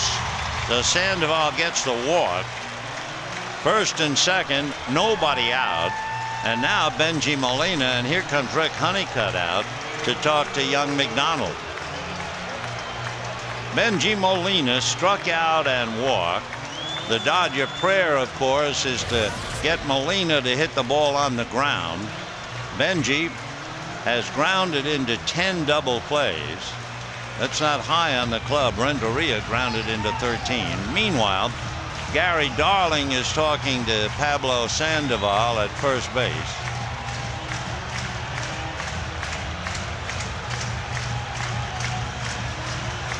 Coming over is Roberto Kelly to join in the discussion. It's no argument. In fact, I would assume that Gary Darling, who's been around a long time, was counseling Sandoval. You don't walk out in front of the plate. You don't carry the bat. You don't gesture with your hand. Gary Darling has been umpiring for 23 years, so he's been around. All right, 2 on, nobody out, 1-0 Giants, and here's Molina. Struck out and walked. Sanchez at second, Sandoval at first.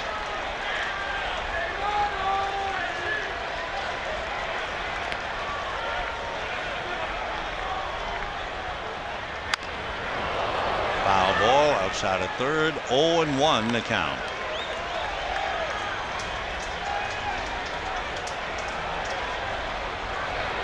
Molina came in hitting .265.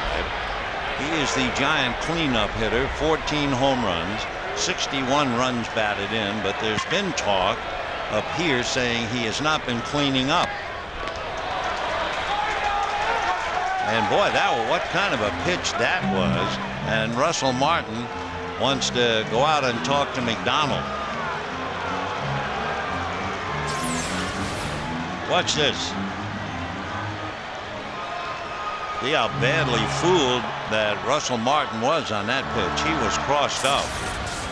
And of course, McDonald is probably, understandably and visibly upset with the confrontation with Sandoval. All right, 1-1 to Molina. 1-2. Nobody out. Breeze blowing out to right field. Constantly changing in this ballpark, so you know it really swirls.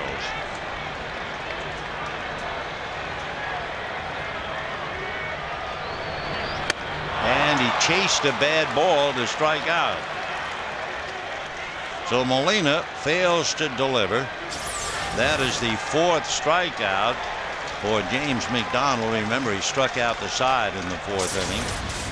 And the batter now is Nate Schierholtz, and here comes Joe Torre. And he had Hung-Chi Kuo warming up because of the fact the Giants have 3 consecutive left-hand batters: Schierholtz, Ishikawa, and Lewis. So James will come out, and I'm sure the crowd will get on him a little bit. And we'll be back.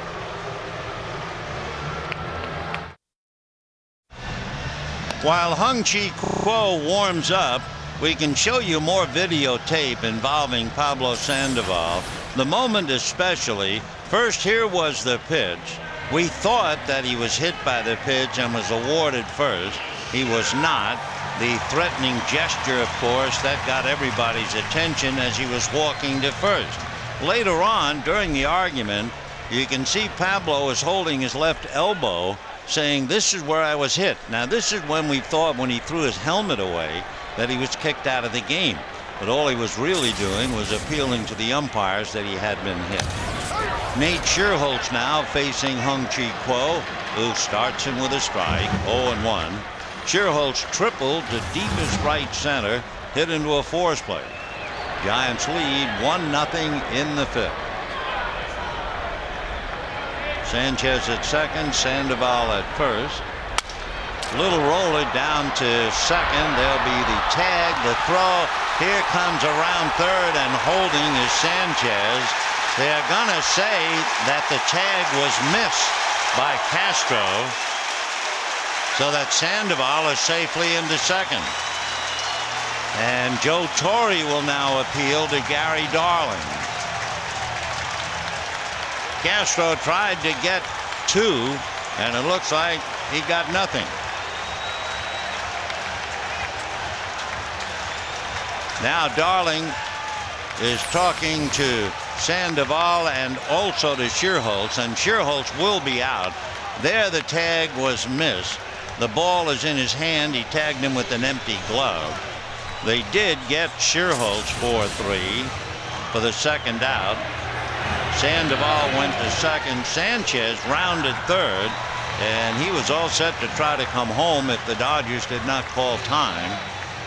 So 2 out, second and third for the Giants, and Travis Ishikawa, the batter, hit by a pitch and struck out.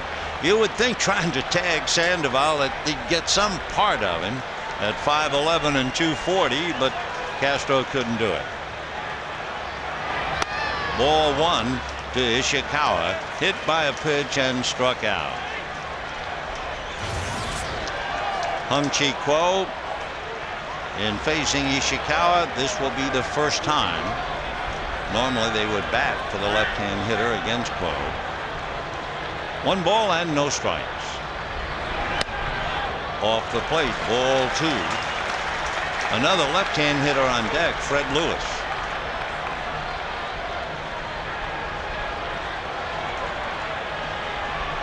Giants have 4 left-hand hitters and 2 switch hitters in the lineup.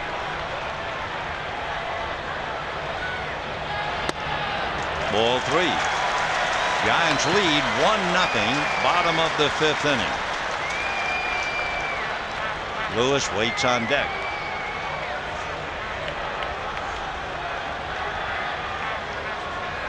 Three 3-0 the count to Travis Ishikawa. And a strike.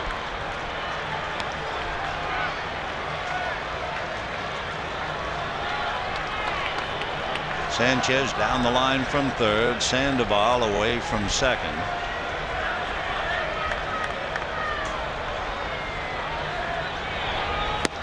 Three and 2.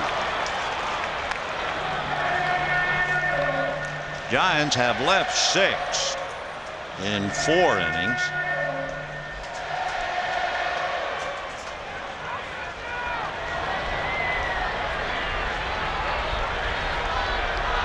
Three and 2 the count with 2 down, and ball 4 to load him up.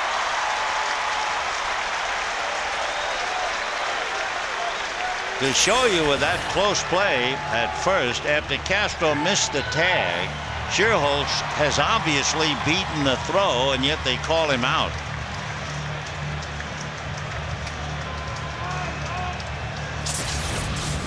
So the Giants have not been getting good calls. They've lost their manager twice, although the second time Boshi was wrong. It was a good call by Gary Darling, but not that time. So the bases loaded, and Fred Lewis takes ball 1, and Martin going out to talk to Kuo. Lewis is the 7th man to come to the plate. Velez opened up with a double. Sanchez singled him home, took second on the throw to the plate. Sandoval, after all kinds of stuff, got a walk. Molina struck out. Scherholz grounded out, although he was really safe at first. Ishikawa walks to load the bases. And with 2 out, a 1-ball, no strike count to Fred Lewis. And ball 2. So Hung-Chi Kuo is struggling. Kuo came into the game 7 walks, 13 strikeouts, just about 2-1. So after walking Ishikawa, he's 2-0 to Lewis.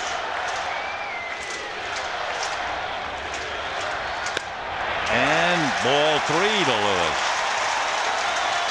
Sanchez at third, Sandoval at second, Ishikawa at first. 3 balls and no strikes. Right-hand batter Juan Uribe on deck. That's a strike. 1-0 Giants in the 5th inning.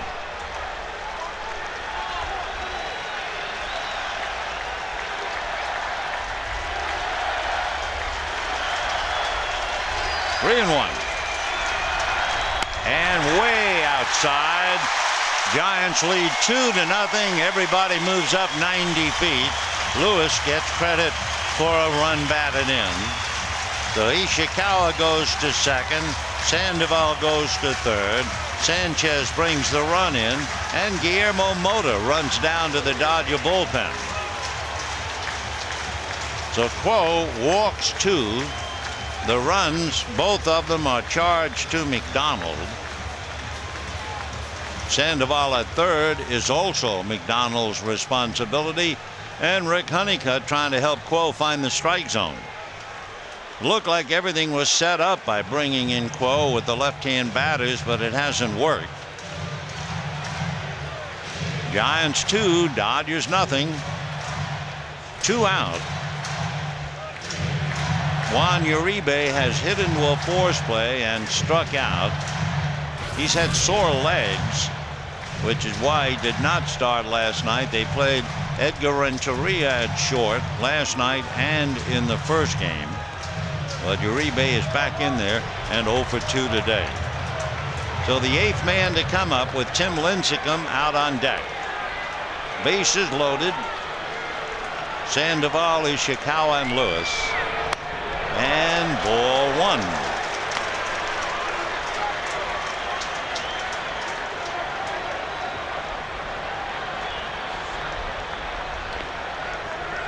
One and 0 the count.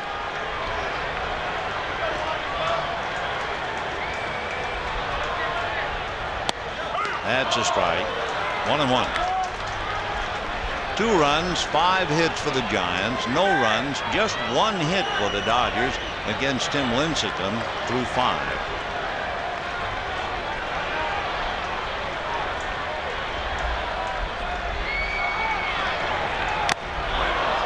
One and 2 to Uribe. Uribe from the Dominican, an aggressive hitter, struck out about 25% of the time. 1 and 2. Foul back.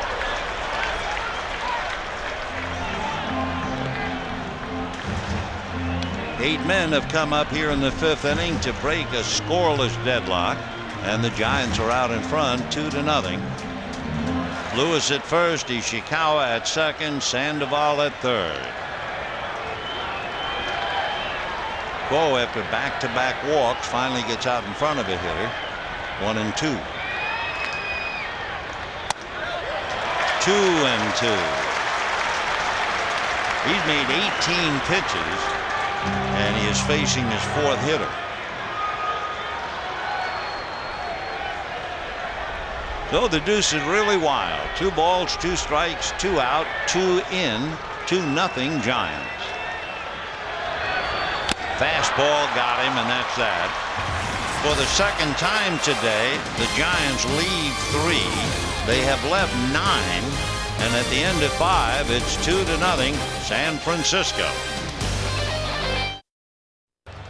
On this day in 1982, Steve Sax not only stole a base, it was his 40th stolen base. He would go on to steal 49 and, more importantly, become the Rookie of the Year. A great favorite, Steve Sax, big man in Dodger plans. Let's get back to this one. And we've got a lot going on here with the Giants leading the Dodgers 2-0. Juan Castro followed by Juan Pierre and then Rafael Furcal. Foul ball down the line. That 5th inning was somewhat of a circus. Sandoval hit by a pitch, not awarded first. Argues both teams empty, a lot of pushing and shoving, nothing else. Sandoval stays in the game, gets a walk. James McDonald then, after walking Sandoval, struck out Molina. Then Russell Martin, of course, was furious. They brought in Quo. He struck out, but Schierholtz hit a ground ball and was called out when Castro missed the tag on Sandoval, and Schierholtz was certainly safe. Comebacker. That'll do it for Castro. Run away.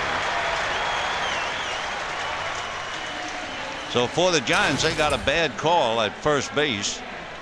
If Schierholtz had been declared safe, they would have scored at least one more, and they'd be leading 3-0 instead of 2-0. And here's Juan Pierre.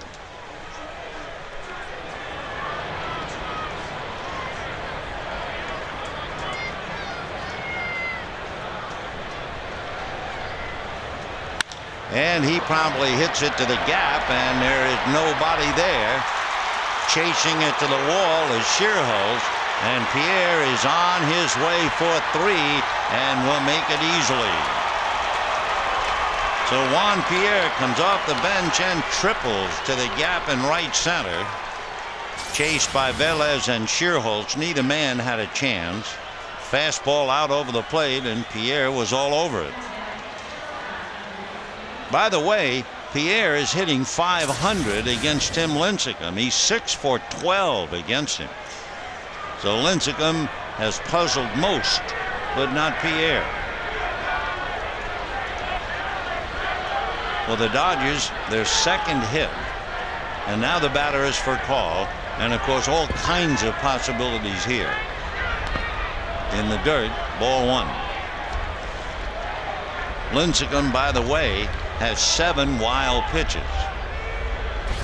So Pierre at third, 1 ball and no strikes.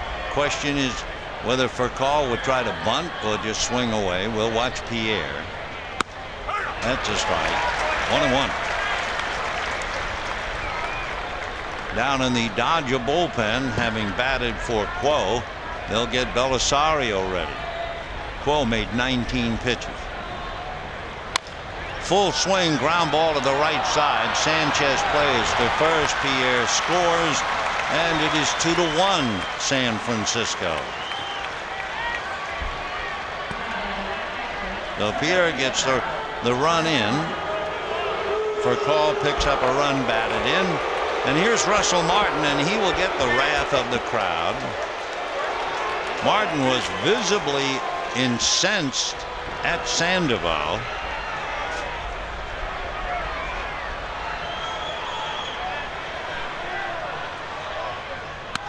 Slow breaking ball for a strike.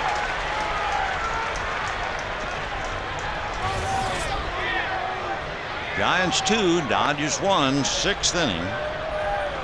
Giants could have broken this game wide open. They left 9 men in the first 5 innings. Ground ball up the middle. There's Sanchez. So the Dodgers get 1. And at the end of 5.5 innings, as Pierre, as usual, makes a big contribution, 2-1 San Francisco.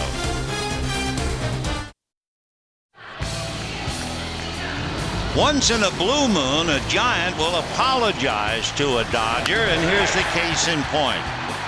On the base hit, Kemp's going to throw high all the way to the backstop. Martin goes up in the air, and he is unintentionally upended by Velez, who was just trying to score.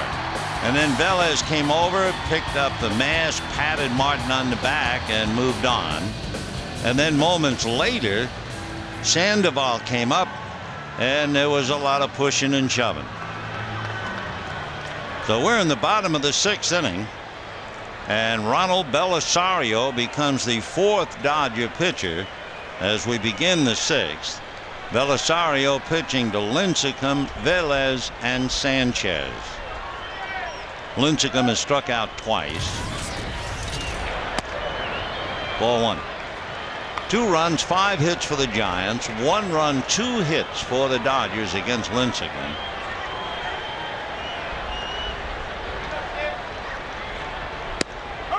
That's a strike. 1-1 the count.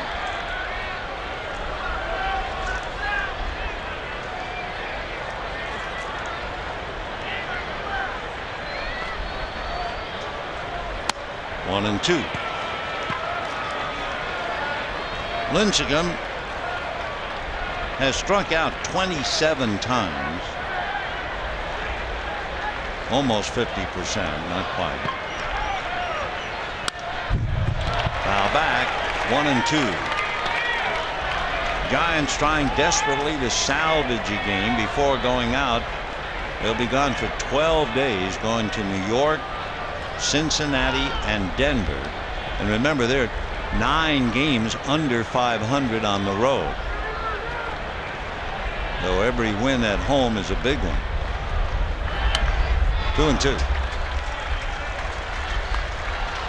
Giants 18 games above 500 at home. The Dodgers are 14 above. But the Dodgers do well on the road, and the Giants just simply don't. In fact, the Dodgers have won 5 of their last 6 on the road.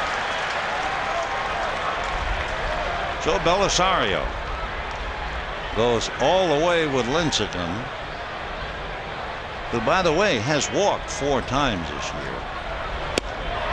Make it 5. You know, August 19th, the first 50,000 fans will take home a Matt Kemp bobblehead. Compliments of Dodgers banking, available only at Bank of America. The figurine features the Bison signature pose as he points to the sky after crossing home. For tickets, visit Dodgers.com or call 866-DODGERS. So Lincecum at first. Here's Velez. Twice fly to center, double to right center. And then Freddie Sanchez shows bunt, gets it down, picked up, and the play is in time to force Lincecum. And maybe Ron Wotus, the acting manager, is just as happy and relieved to get Lincecum off the base paths. So Velez forces him. 1 out. You get the pitcher off. You have a fellow who can run at first, and you have a good hitter in Freddie Sanchez at the plate.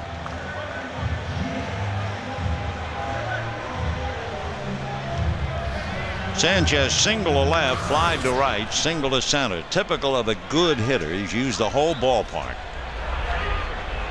And understand why he won the batting championship a couple of years ago.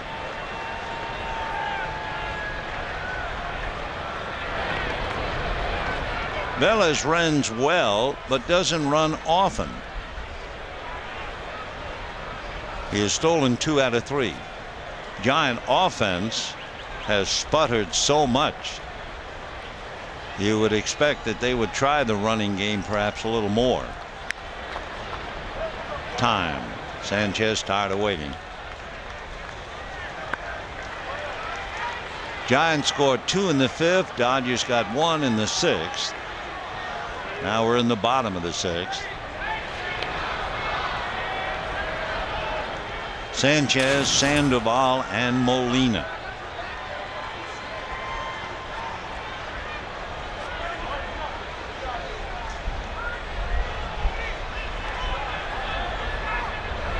And a pitch out, and it almost got away from Martin. Russell acted somewhat surprised. Now he looks over in the Dodger dugout.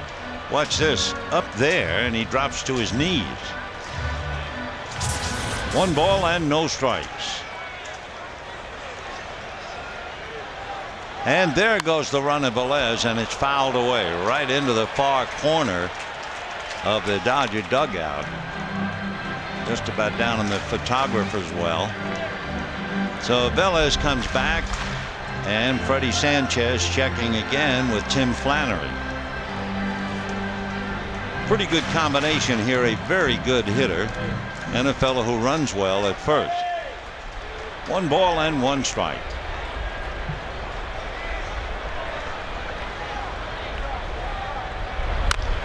Foul ball. 1-2.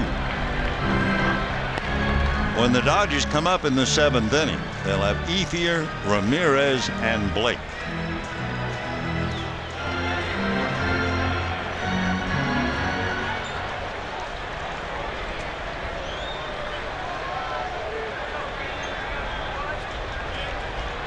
One ball and 2 strikes. Belisario, the 4th Dodger pitcher. Giants lead 2-1. Ground ball to Furcal, back to Castro, in the dirt to Loney, and they get the double play. So the inability of Velez to get the bunt down, and the Dodgers put him down 1-2-3, and at the end of 6, 2-1 Giants. Giants lead the Dodgers 2-1 as we go to the 7th. Andre Ethier, Manny Ramirez, and Casey Blake. Ethier flied to left and dribbled one up along third. Though he hadn't been able to pull Lincecum at all. 1 ball and no strikes to Andre. To study Lincecum so far, he's had a 3-pitch at bat or less to 9 of the 20 batters he's faced. He's got a first pitch strike to 11 of 20. He's only had 2 3-2 counts. He's gotten 12 ground balls, and he has struck out 3. That's a strike. 1-2. Dodgers have hit only 3 fly balls against Timmy. 1-2. Breeze blown out to right. And ground ball to first, picked by Ishikawa. 1 away, and Manny Ramirez coming up.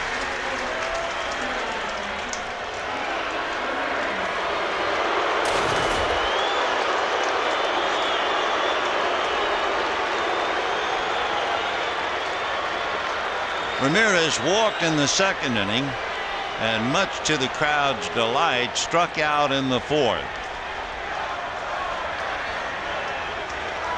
2-1 Giants, 7th inning, 1 out. Casey Blake on deck. Ball 1. Lincecum has won 4 straight at home. His home record is 7-1, and he's 12-3 with the lead.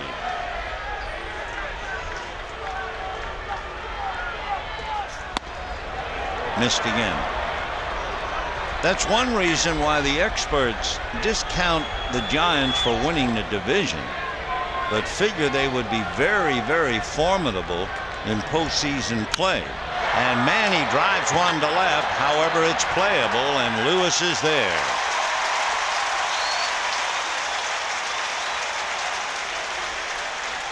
Two down in the 7th inning. The experts say you get the Giants in a short series, and you get Tim Lincecum, Matt Cain, Jonathan Sanchez, or Joe Martinez, whoever, and they could be very, very tough in a postseason series. Barry Zito, they say, is throwing the curveball much better and pitching much better, so pitching is certainly their strong suit. And Lincecum is the leader. Good fastball. Blake grounded into a double play, grounded out, 0 for 2. Lincecum with only 3 strikeouts today. It's not like he's blowing the hitters away. 0-2.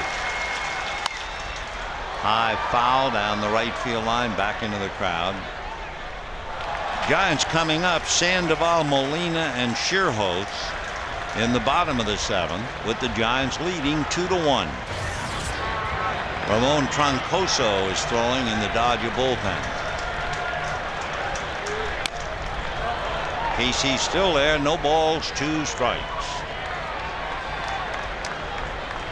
Papers no doubt will be full of pictures of players milling around home plate, but there wasn't much going on really.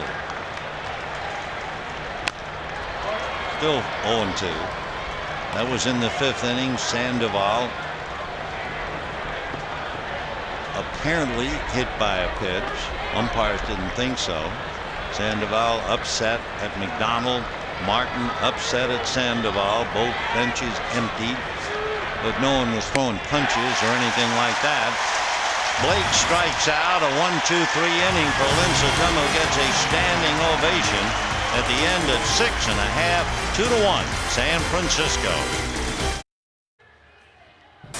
It's time to bring you up to speed with the AT&T Rapid Rewind.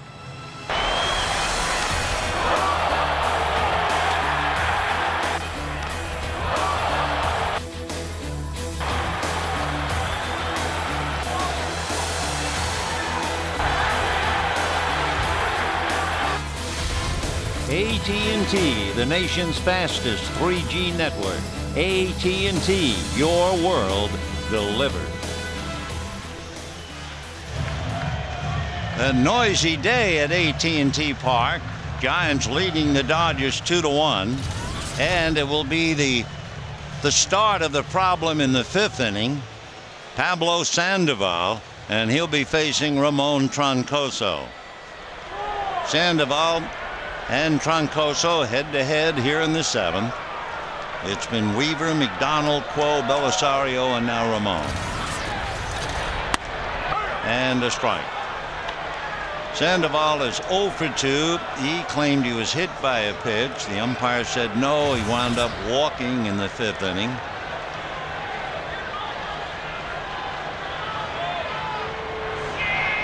Breaking ball fouled away. 0-2 the count.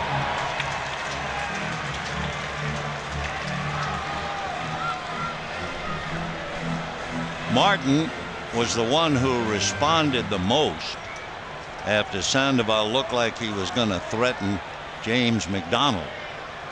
0-2. 1-2.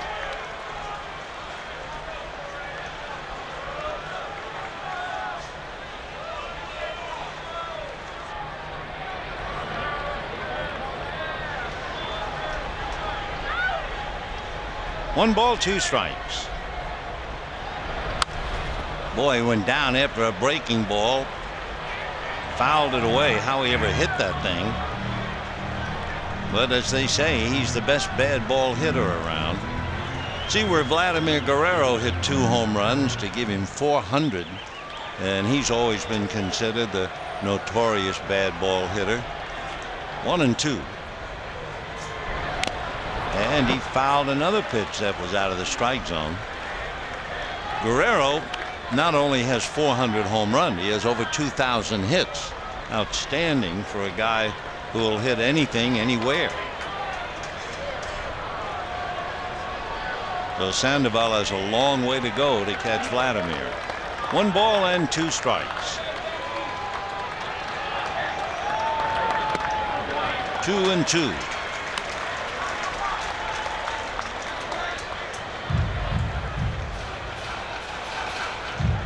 Two runs, 5 hits for the Giants.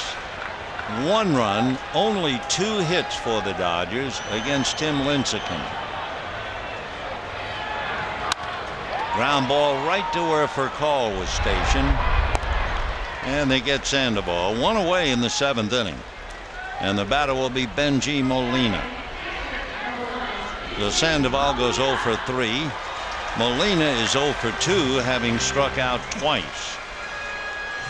When the Dodgers come up in the 8th inning, they have James Loney, Matt Kemp, and Juan Castro.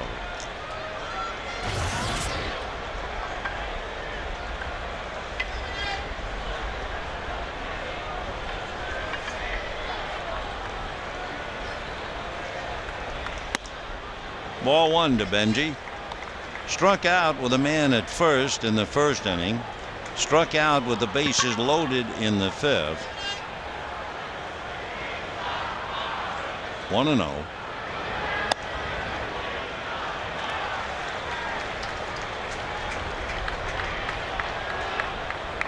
Giants left 9 men in the first 5 innings. The only reason they didn't leave anybody in the 6th inning was a double play. Dodgers just have not any opportunities. Pierre came off the bench to triple and scored on a ground ball by Furcal. Ball 3. Well, Joe Torre said before the game that it would be Jeff Weaver and an all-staff day. So far, McDonald, Quo, Belisario, and Troncoso. That's in there.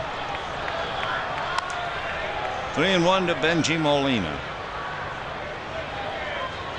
Dodgers playing a string of 20 consecutive days. They're 8-11, and they are off tomorrow.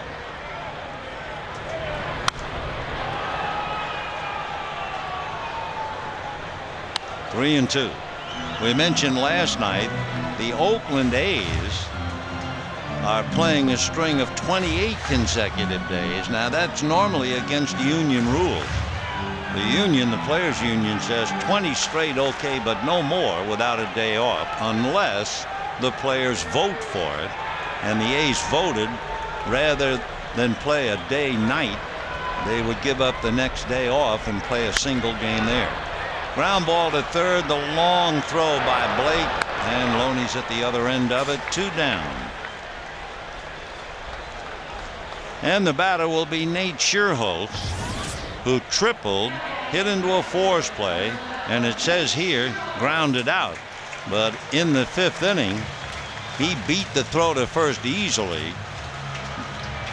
It was interesting. The Dodgers did the arguing. They thought Castro had made the tag on Sandoval. So while they were arguing, the bad call at first went unnoticed by the Giants.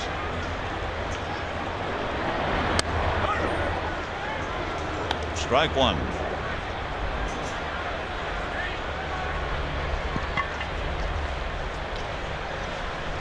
So Scherholz should have been on base twice today on his own and once more on a force play. Instead, 1 for 3. In the dirt, that took the mask right off Martin's face. Wow. Here's the play we're talking about. Castro's going to try to make the tag with an empty glove. Nothing there, but the throw to first. Scherholz beat that throw easily. Watch this. See the ball and see his foot? It wasn't even close. And yet the Giants didn't argue, and the Dodgers argue about Castro's tag, or lack thereof. 2-1 the count to Nate, who just came off the disabled list. And to make room for him on the Giant roster, they put the veteran infielder Rich Aurelia on the DL. 2 balls, 1 strike, 2 out, 2-1 Giants, 7th inning. Ball 3. On deck, the left-hand hitting Travis Ishikawa.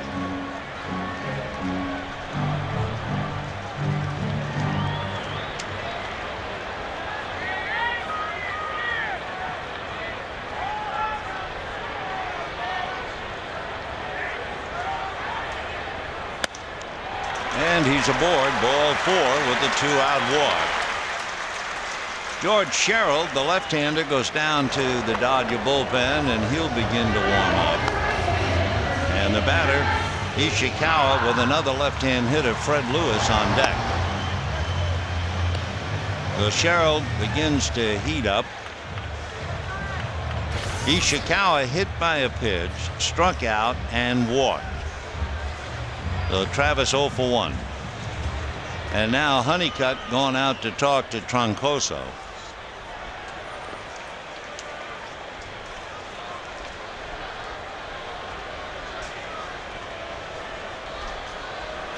Giants in the 5th inning had Velez double. Sanchez singled him home. Sanchez took second on the throw, went to third on a ground ball, and came home on ball 4. The only Dodger run, a 1-out triple by the pinch hitter Juan Pierre, who is now hitting .500 against Tim Lincecum. So Pierre tripled, and Furcall's ground ball got him home, and that's it. 2-1 San Francisco behind Lincecum. The Dodgers using 5 pitchers: Weaver, McDonald, Quo, Belisario, and Troncoso. Dodgers, by the way, trying to win their 70th game.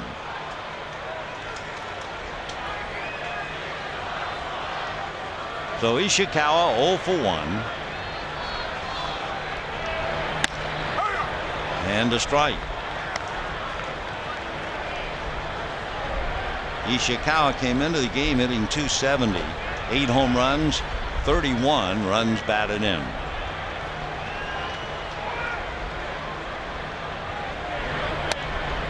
One ball and 1 strike. Weaver made 61 pitches in 3 innings. McDonald made 34. Quo made 19 in a brief appearance. Troncoso is up to 30. There's a hopper down to Castro, who stays with it. And that's it in the 7th inning. No runs, no hits, a man left. At the end of 7, very tough.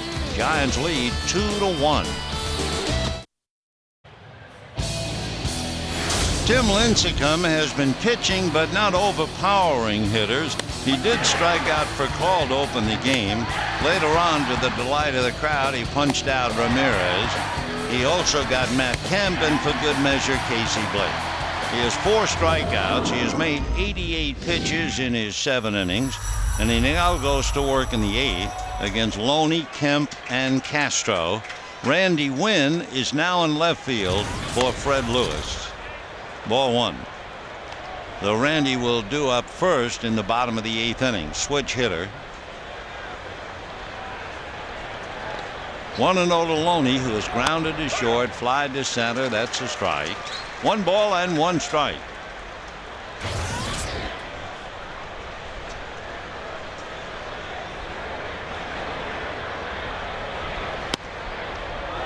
Two and 1. James hitting .282, trying to get something started against Lincecum. Is trying to win his 13th against only 3 losses. Popped up, foul ground. Benji coming back on the other side of the screen. 2 and 2.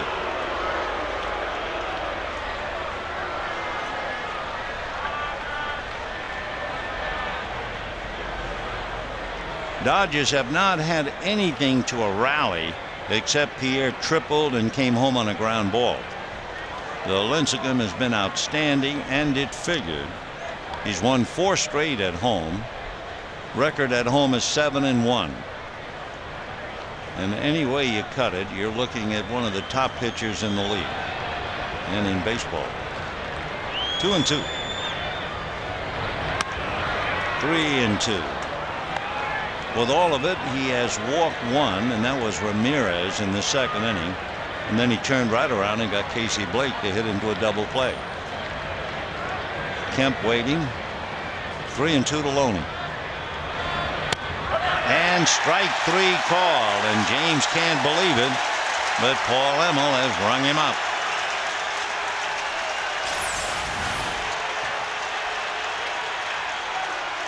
James certainly thought it was outside. So that is strikeout number 5.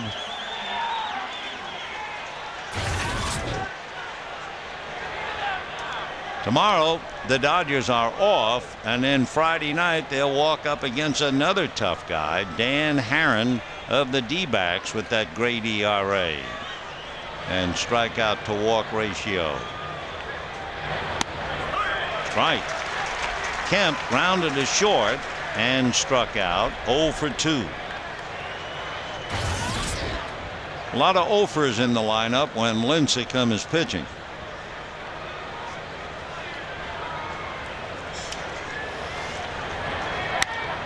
Fouled away. So right away he's in a hole, 0-2.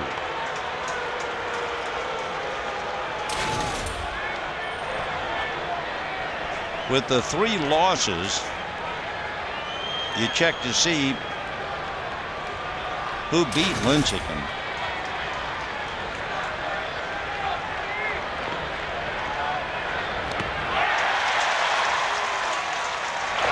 And that'll do it for Kemp. So just like that, 2 down in the 8th inning, and Juan Castro coming up. Castro is grounded to third, hit back to the box, 0 for 2. And Castro now is being called back. Orlando Hudson is the one Dodger who has had a lot of success against Lincecum, but he couldn't start because of the strained groin. But now they'll send him up there. He is 7 for 15. That's a .467 average for Orlando Hudson. Who out hits him on the Dodgers? His closest pal, Juan Pierre, who came off the bench, tripled, and Pierre hits .500 against Lincecum.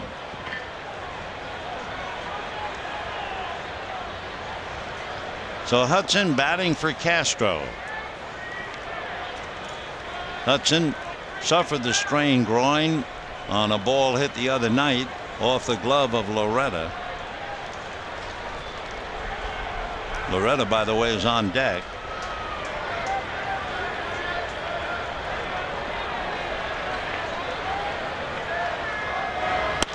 A strike. 0-1. Lincecum, as all good pitchers do, has done very well in getting first pitch strike. 1-1.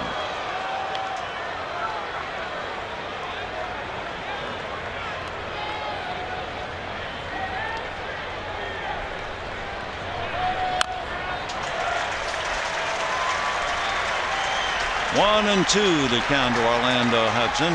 Lincecum has struck out 5. He has walked 1.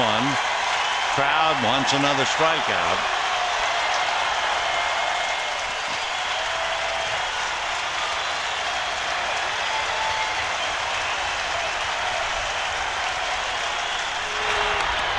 Fouled that fastball back, and boy, that heater was really humming. He had 96. So here he is with 2 out in the 8th inning, throwing 96. He may be 170 pounds, maybe.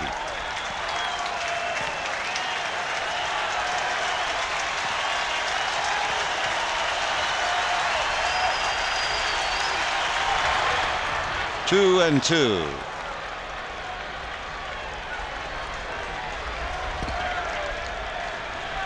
Lincecum pitches in a hurry. He doesn't wander around. He's always right back up on the rubber.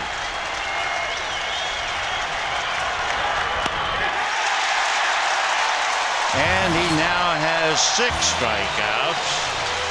Dodgers go 1, 2, 3, 8 in a row retired. And at the end of 7.5, it remains Giants 2, Dodgers 1.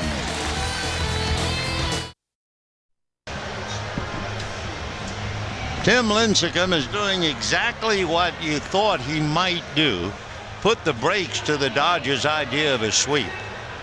The rather phenomenal right-hander, who may be 170 pounds, and as we mentioned, was still throwing 96 in the 8th inning, has just been marvelous.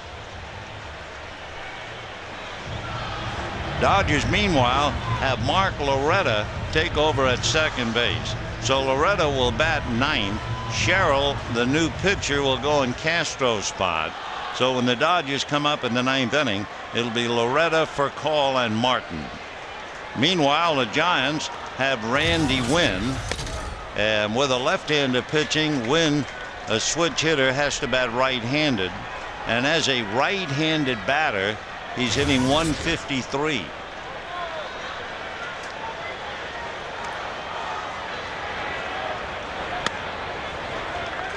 Two and 0 the count.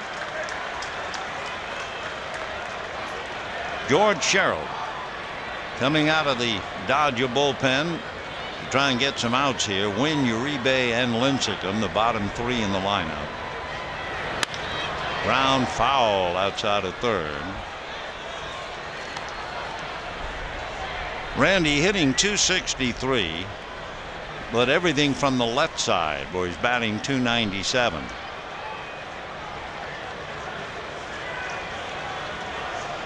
Two and one.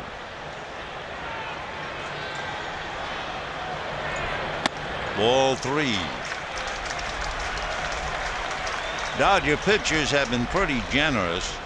Weaver walked two and hit a batter. McDonald, it turns out, walked instead of hitting Sandoval.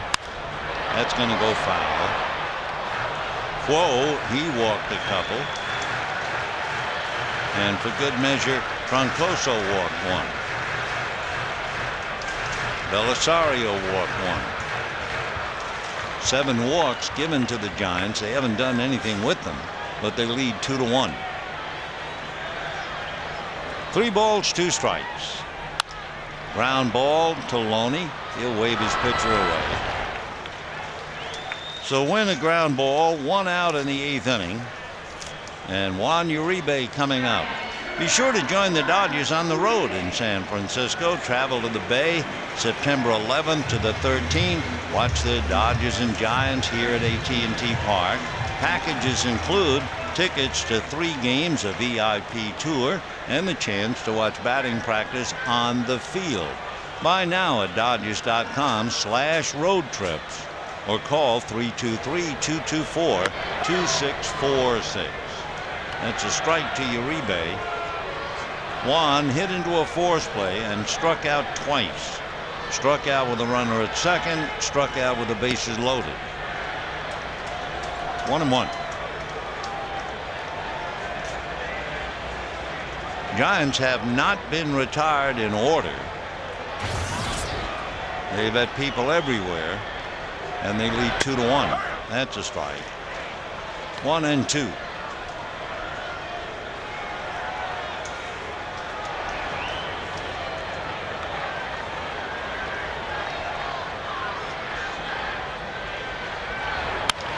And that's flared into right field for a base hit. So the Giants continue to get people on base. And the batter now will be Tim Lincecum.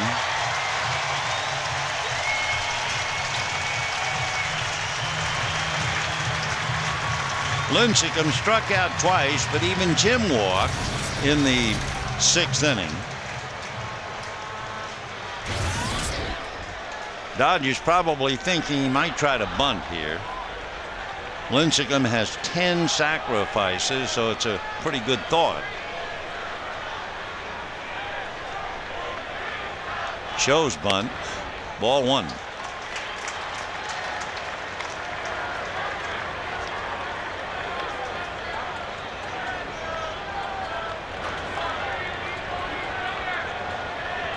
Paid attendance is another sellout. They've had 14 sellouts, and the Dodgers probably involved with at least half of them. 43,300. 43,300.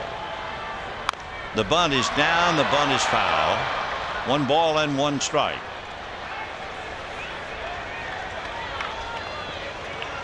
The Rockies played tonight. At the beginning of the day, the Rockies trailed the Dodgers by 6.5. More importantly for the Rockies and the Giants, they're battling for the wild card. The Rockies lead the Giants by 1. Florida by 2. Atlanta and the Cubs by 3. The bunt is down. The play is to first. Lincecum comes up with his 11th sacrifice, advancing Uribe to second. He can do it all. He gets a standing ovation from the crowd around the dugout, and he'll get 5s from his teammates. Phenomenal kid, Tim Lincecum, 25 years old. Wow. Now they leave it up to Velez with a runner at second and 2 down in the 8th inning. Eugenio flied to center twice, doubled to center, scored a run, hit into a force play. Batting .256. Ground ball, fair ball, the long throw in time. So just like that, the inning is over. No runs, 1 hit. And we are heading for the 9th inning. Tim Lincecum against the Dodgers, and the Giants lead 2-1. Tim Lincecum, make no mistake about it, has been absolutely brilliant. He is 3-0 lifetime against the Dodgers. He beat them earlier this year. He's won 4 straight at home. His record here at AT&T is 7-1. And he set sail in the 9th inning. Loretta, Furcal, and Martin. He's had 13 ground balls. He has 7 strikeouts. He's had a 3-pitch or less at bat to almost half the hitters. And that's a strike. He's had 15 first pitch strikes to the 27 batters. So this is a Lincecum masterpiece right now.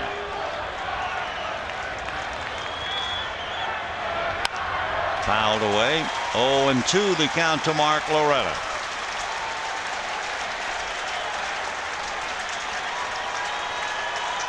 Giants 2, Dodgers 1, top of the 9th.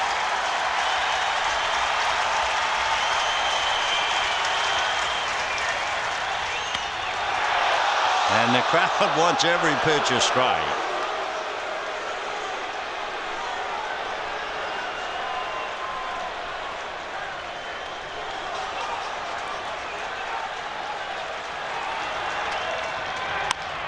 Little ground ball to third on the chalk. Sandoval gets him, 1 away.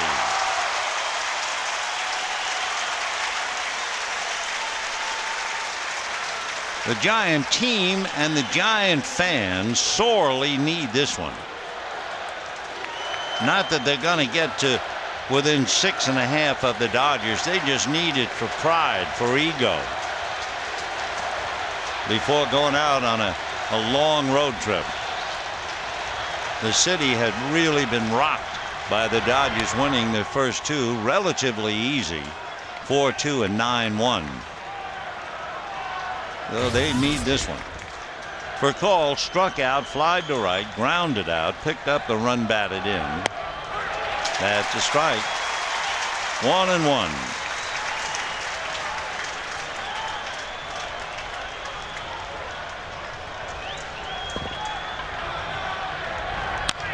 High chopper over the mound. Tough play for Uribe. Scoots, throws, too late.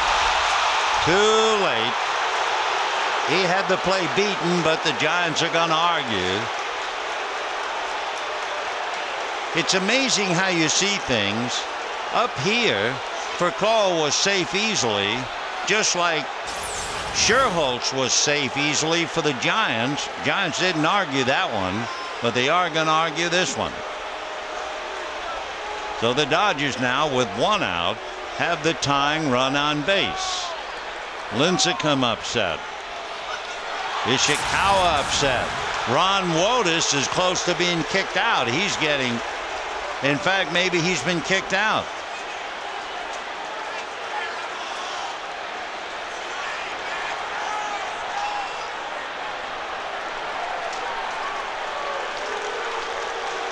So Ron Wotus could very well be following Bruce Bochy, having been ejected.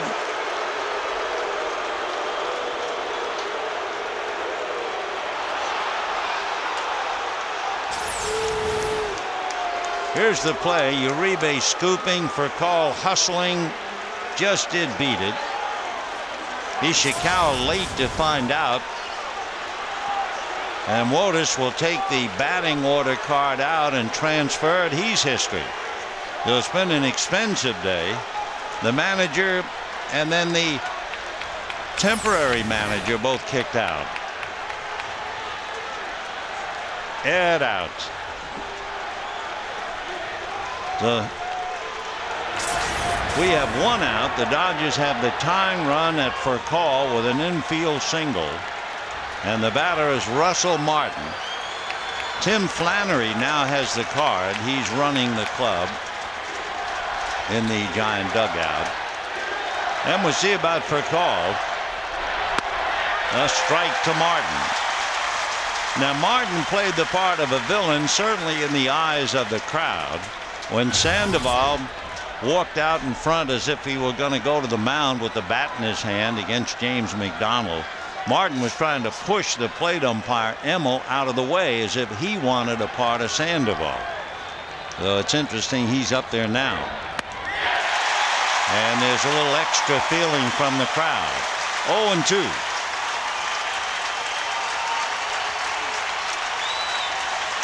Lincecum with 7 strikeouts.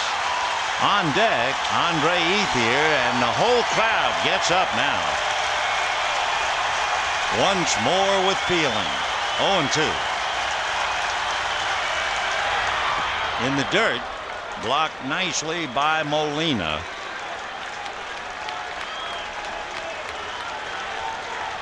Furcal at first base has stolen 6, but he's been caught 5 times. 1-2, and the Chad beat LA.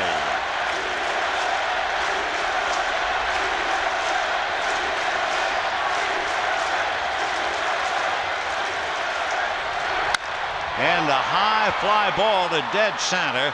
Back to the track goes Velez, makes the catch. Furcal tags up the throw in. He is safe at second. The Rafael Furcal barely able to tag up, but he made it on a long out by Martin. So the Dodgers now have the tying run in scoring position. They have Andre Ethier coming up and Manny Ramirez on deck, and Furcal running for his life and just got in there.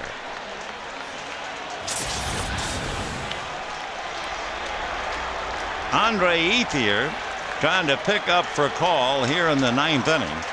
Andre flied to left, hit a little roller to third. Sandoval couldn't make a play on it in the 4th inning and grounded to Ishikawa. So Andre is 1 for 3, 2 out, 9th inning, tying run at second. It's the Giants and the Dodgers big time. Ball 1. Can you imagine this place if Manny comes up in the 9th inning? Brian Wilson down in the Giant bullpen. Broxton in the Dodger pen.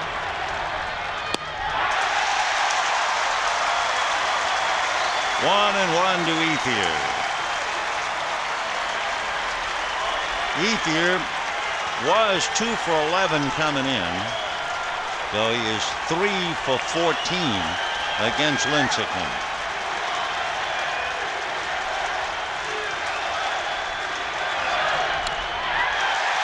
One and two. And this crowd, 43,300, everybody up.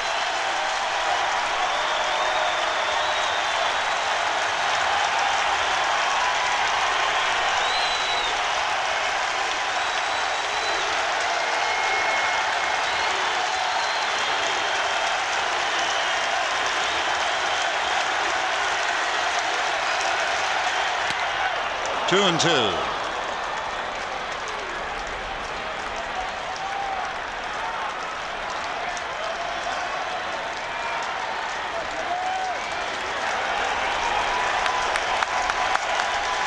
So deuces wild. 2 balls, 2 strikes, 2 out. Little ground foul. Try it again. Giants scored 2 in the 5th. Dodgers got 1 in the 6th. And here we are with 2 out in the 9th.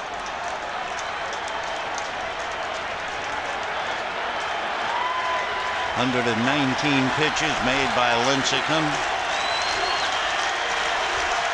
2 and 2.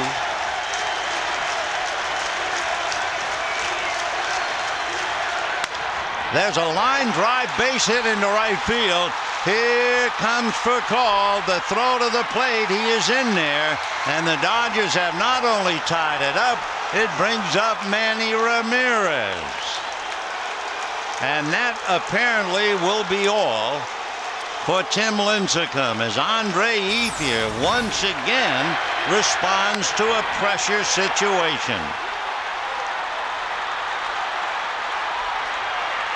So Ethier goes 2 for 4, run batted in. Lincecum will get an ovation, but he has to be heartbroken as he walks off the field. So near and yet so far. We'll be back.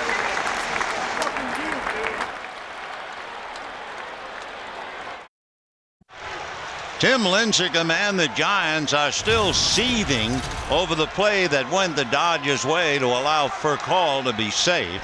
And of course, Furcal eventually cashed in on the base hit by Andre Ethier. So Brian Wilson facing Manny Ramirez. A strike. Ramirez 0 for 2 against Wilson. We have a 2-2 tie in the 9th inning with 2 out.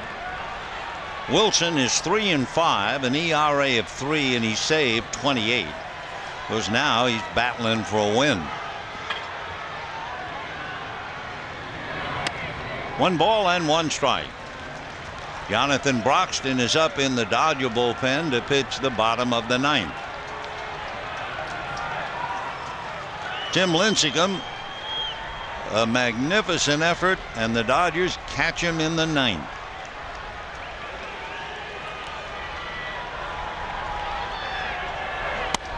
A strike.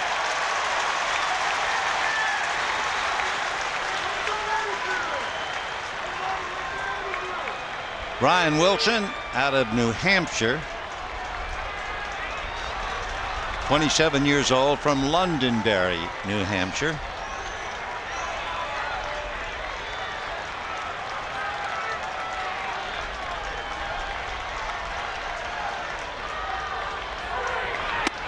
Fastball away. Now, according to the gun up here, that fastball was 100 miles an hour. Brian is 6'1", 205 pounds.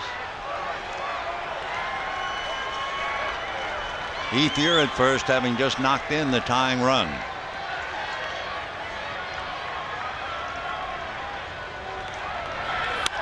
Fouled away. And that was 100, according to the gun.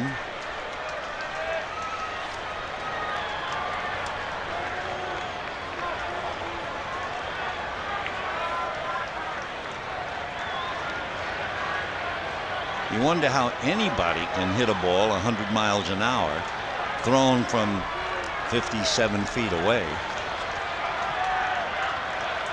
2-2.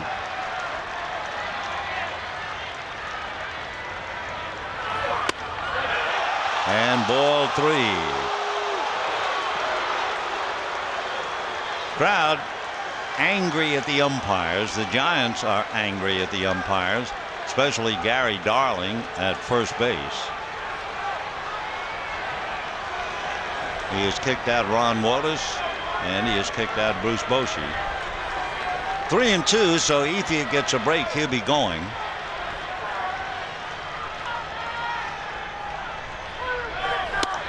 Half swing, Manny strikes out, and the Dodgers get even on a disputed call at first base and a clutch 2-out single by Andre Ethier. And we head for the bottom of the 9th, 2-2. 2 runs, 6 hits for the Giants, 2 runs, 4 hits for the Dodgers. Angry, disappointed. You can put a lot of labels on Tim Lincecum. He went 8 2/3 innings, walked 1, struck out 7, and surrendered the tying run in the 9th inning only after the disputed play involving Furcal and the single to right by Mr. Clutch, Andre Ethier. So now in the bottom of the 9th inning in a 2-2 tie, George Sherrill will be pitching to Sanchez, Sandoval, and Molina. Broxton was down in the pen, but he stopped throwing. Lincecum, by the way, made 120 pitches to no avail. Sanchez single to left, fly to right, single to center to drive in a run, and Freddie grounded into a double play. So 2 for 4. Bottom of the ninth.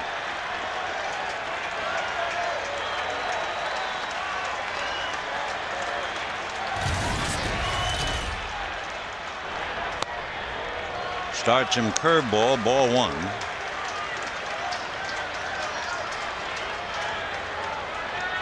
Two runs, 6 hits for the Giants. 2 runs, 4 hits for the Dodgers. 1-1. It was Lincecum and Wilson for the Dodgers, the staff, as Joe Torre said. Weaver, McDonald, Quo, Belisario, Troncoso, and Sherrill. That's a strike. 1-2 the count to Freddie Sanchez. 4 umpires here today will not be welcome back. Emmel, Darling, Tishner, and Hahn. Fastball hit the plate. 1 away.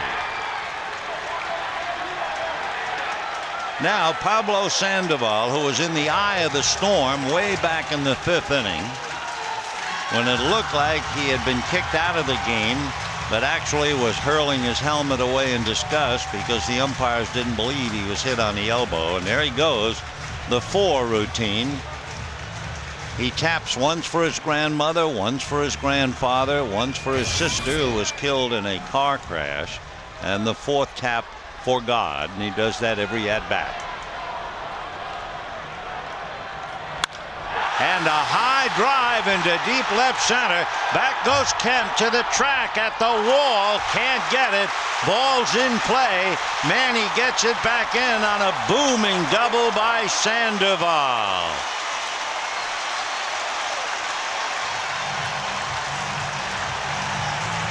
Pablo, I think, thought he hit a home run, because when he hits it, he doesn't leave the box right away. Look at that, walking. I got it. Oh, maybe I don't.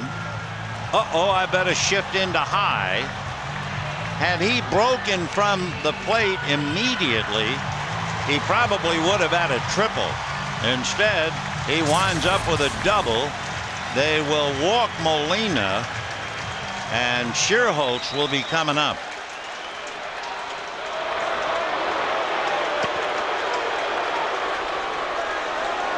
So Sherrill gives up his 2nd hit and his 1st walk. Schierholtz tripled back in the 2nd inning, hit into a force play, grounded to Castro, who missed the tag on Sandoval and then threw late to first, but they called Schierholtz out anyway. And last time up, he walked.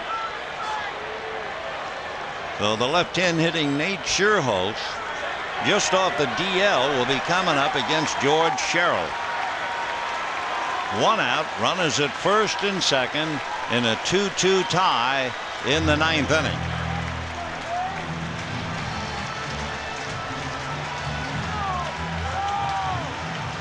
And now let's see, maybe Schierholtz will not bat.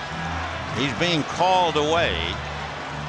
And the left-hand batter will be giving way to Ryan Garco, a right-hand hitting first baseman. It's up to Sherrill. There's nobody else in the Dodger bullpen. Broxton got up, threw a few pitches, and then stopped and came in. So Ryan Garco, just recently acquired, and now Garco's going back, and it's Aaron Rowan who's going to be the batter, not Garco. Rowan.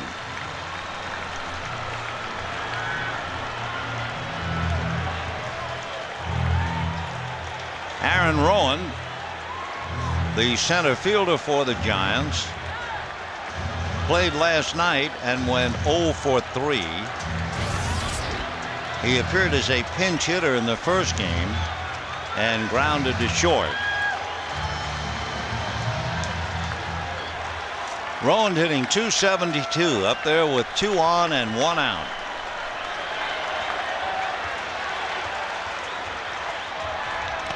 And ball 1. Nice save by Martin, a pitch in the dirt.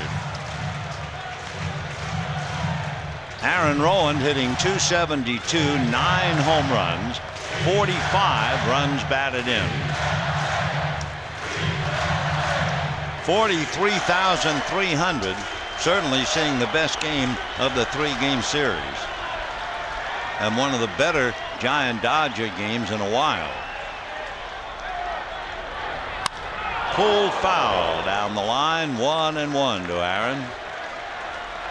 Rowan, the veteran, who first came up to the White Sox out of Cal State Fullerton. Played with the White Sox from 01 through 05. Had 2 big years with the Phillies, and the Giants got him and brought him here. 27 home runs when he was with Philadelphia in 07. That dropped down to 13 last year. 9 so far this year. Big bounce to Blake. Down to Cal. Loretta over to first. Double play. And the Giants blow yet another opportunity as Loretta turned it. And we're heading for extra innings in a 2-2 tie.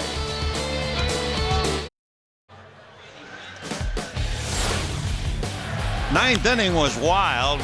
Rafael Furcal's ground ball to Uribe, so very, very close. He just did beat the throw, so the tying run was aboard. The next batter after Lincecum was so hot was Russell Martin, and look at Lincecum praying that the ball wouldn't go out. It didn't. However, Furcal alertly tagging up and just did get into second base ahead of the tag. And Andre Ethier, as he has done all year, a clean single to right to score Furcal to tie it up 2-2. Lincecum is gone. The Giants rearrange the furniture in the outfield. Velez is now in left. Rowan is in center. And Wynn is in right. And Casey Blake will start it off against Brian Wilson. Strike. 2-2 in the 10th inning. Even the off day tomorrow doesn't come easy. Not when the Giants play the Dodgers. 1 ball and 1 strike.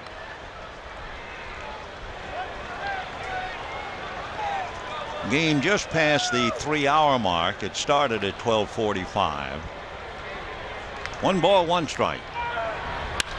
Line drive, foul down the line. 1-2. Crowd is seeing the kind of a game I think they hope to see starting Monday night.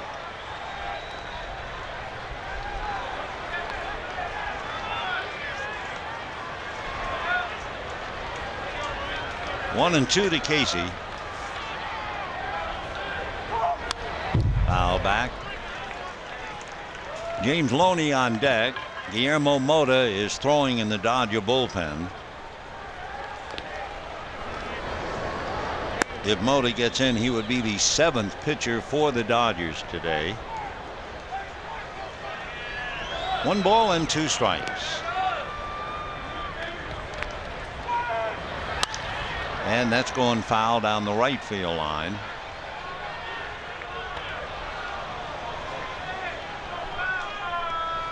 Giants scored 2 way back in the 5th inning.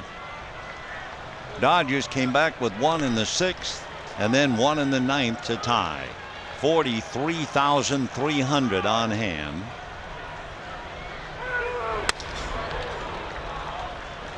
Two and 2. Wilson throwing hard. According to the gun, he's hit 100 about 5 times.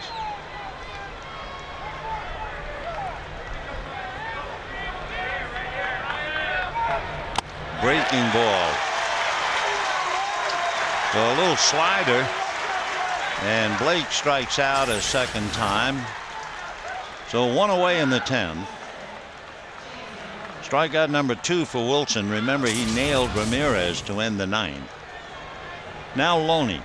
grounded to short, fly to center, and struck out. 9 Dodgers have struck out today. Lincecum nailed 7.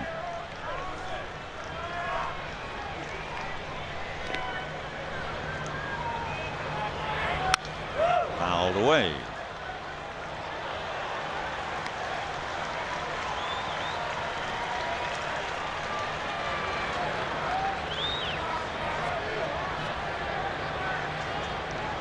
Giants have themselves to blame. They've left 12 men on in 9 innings. They had at least 1 man on in every inning.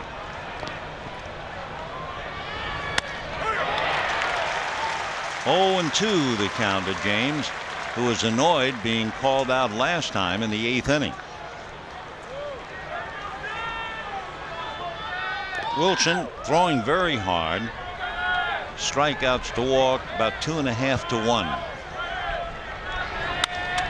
1. Little pop fly, Uribe, and lost it in the sun. So Juan Uribe losing that pop fly in the glare, and as soon as the ball went up, you knew he was in trouble. The glasses are up above the bill of his cap, and of course when you have glasses and you lose the ball in the sun, who's to blame? Went right through his glove. So the Dodgers get a huge break. We'll see what they do with it now, as Uribe commits 2 errors, not having the shades down and then dropping the ball.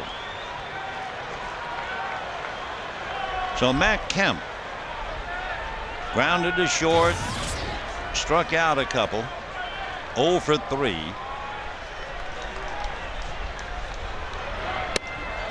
And a strike. Fred Osmus comes out on deck.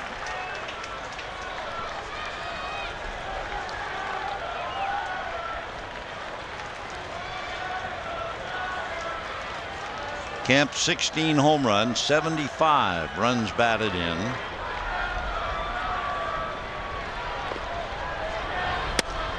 Check swing. Going to be a strike anyway. 0-2.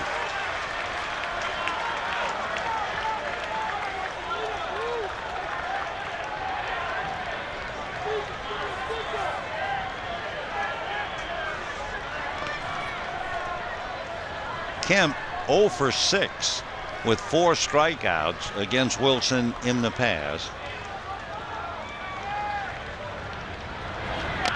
In the dirt, throw down to first, not in time. Boy, Molina is so quick.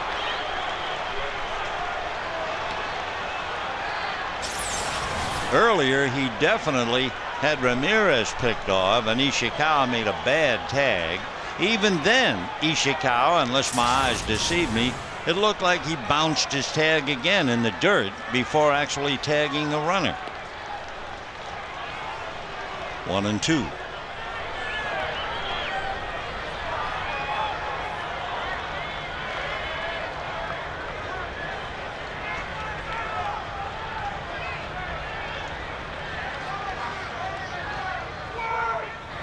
And that gets away, but Loney hesitates.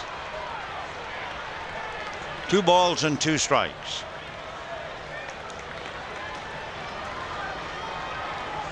So Molina doing his usual Gold Glove job behind the plate. Kemp with a 2-ball 2-strike count, 1 out, and Loney at first base in a 2-2 tie in the 10th. Dodgers have won 10 of 15 extra inning games, 4 of 6 on the road. Giants have won 5 of 9, and they're perfect 4-0 at home. 2-2. And ball 3. Well, now the question is, Kemp, home run hitter, also strikes out a lot. Loney at first base. Kemp has struck out 100 times, and when he struck out today, he's added a couple of notches, so you have to say it'll be doubtful they would run Loney. Well, let's see. Loney does not go. Foul back. Brad Ausmus waiting on deck.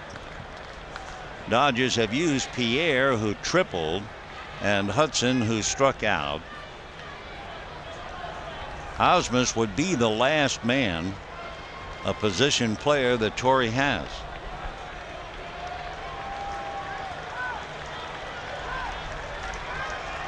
Three and two to Matt Kemp.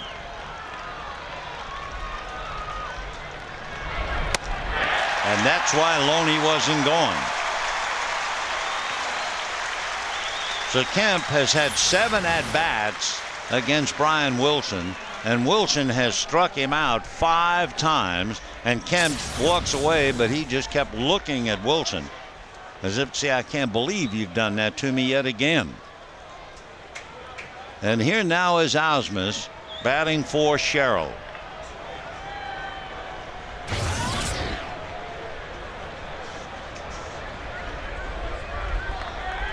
Pierre tripled, Hudson struck out. Loretta came in and then had an at bat, but not as a pinch hitter. And now they use the backup catcher, Ausmus. 1-0 to Brad.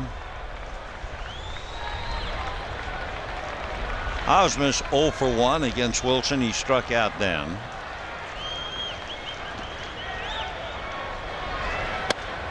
And a strike. 1-1.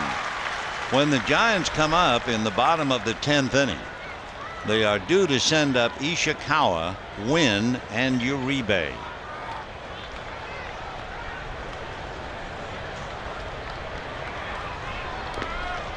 Boy, breeze blowing out to left field now. Check swing, ball 2.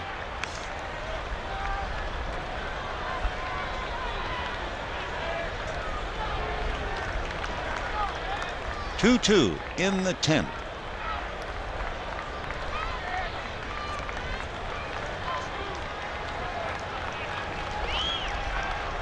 Two balls, 1 strike to Brad Ausmus. Wilson has taken a little off his fastball. That's only 99.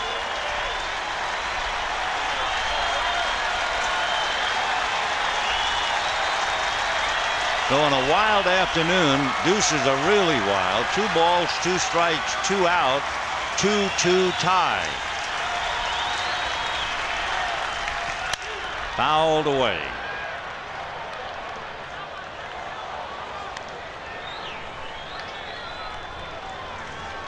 Dodgers and Giants meeting for the 12th time this year.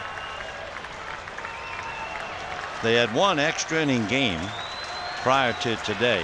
Back in May, they had a 13-inning game, and the Giants won it 7-5. Strike 3 call. So Brian Wilson throwing 199, strikes out the side, and we go to the bottom of the 10th, 2-2.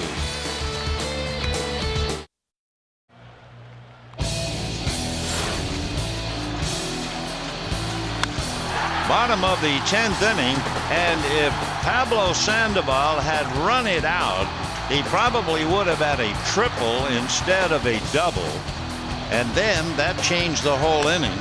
They walked Molina intentionally, and then they got the double play. Aaron Rowand off the bench to kill 2 with the ground ball. So for the Giants today, they've had a runner on base in every inning. They left 4 men in the first 3 innings. They left 9 men in the first 5 innings. They left 12 men in 9 innings. And now in the 10th inning, Ishikawa, Wynn, and Uribe against Guillermo Mota. The Dodgers, meanwhile, make a lot of moves. Brad Ausmus, who batted, stays in the game behind the plate. Russell Martin, who was behind the plate, takes over at third. Casey Blake, who had been at third, takes over at first. So the new pitcher, Mota, would go into Loney's spot. And we go to the bottom of the 10th with Ishikawa to start it off. Hit by a pitch, struck out, walked, grounded out. 0 for 2.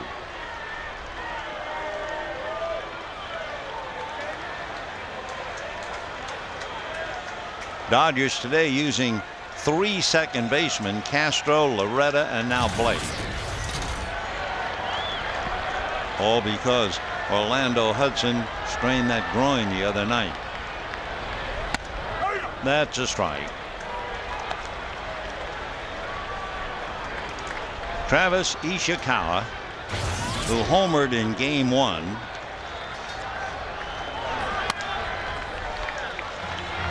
one ball and 1 strike to Travis. 8 home runs, 31 runs batted in. Down in the bullpen for the Giants, the left-handed Jeremy Affeldt. 1 and 2 to Ishikawa. The Dodger bullpen is empty right now. It was indeed by staff. That's what Torrey said he would do should Weaver struggle. So you had Weaver and then McDonald, then Quo, then Belisario, Troncoso, Sherrill, and now Mota, who almost nicked Ishikawa. 2-2 the count. Remember, he nailed Prince Fielder and there was a rhubarb. Today Sandoval angry at James McDonald, and so it goes. 2-2. Ball 3.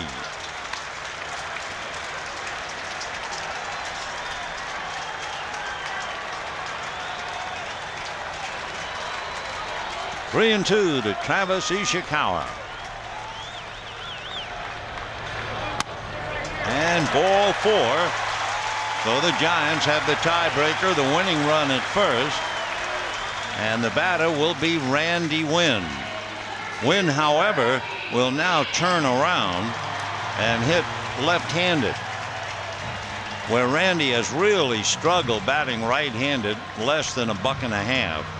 Hitting left-handed, he's batting .297.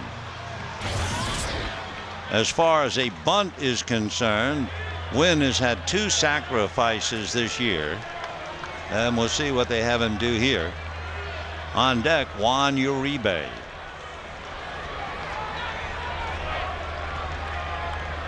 Ishikawa has stolen 8 out of 12, and that's ball 1. In fact, check me. Ishikawa has stolen 2 out of 4. Lewis back of him has the 8 out of 12. Randy checking with Tim Flannery, who is the coach at third and the skipper, and Martin is in on the grass. 0-1.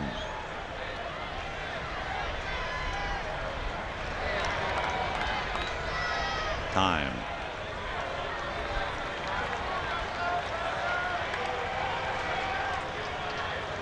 Giants got 2 in the 5th. Dodgers got 1 in the 6th and 1 in the 9th to tie it up.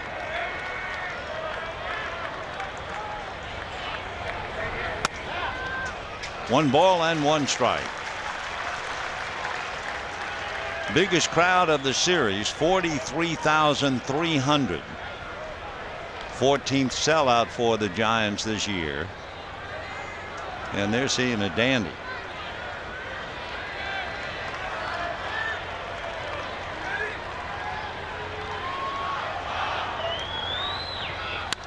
Foul back.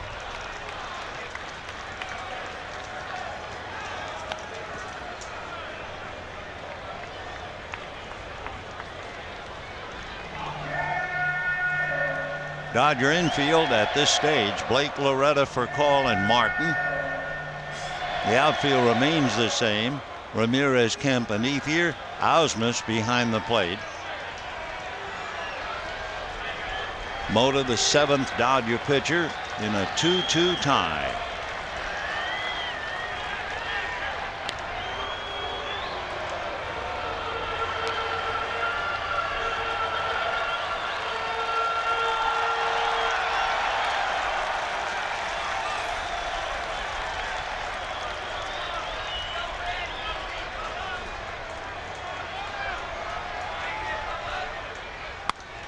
Off the plate, 2-2.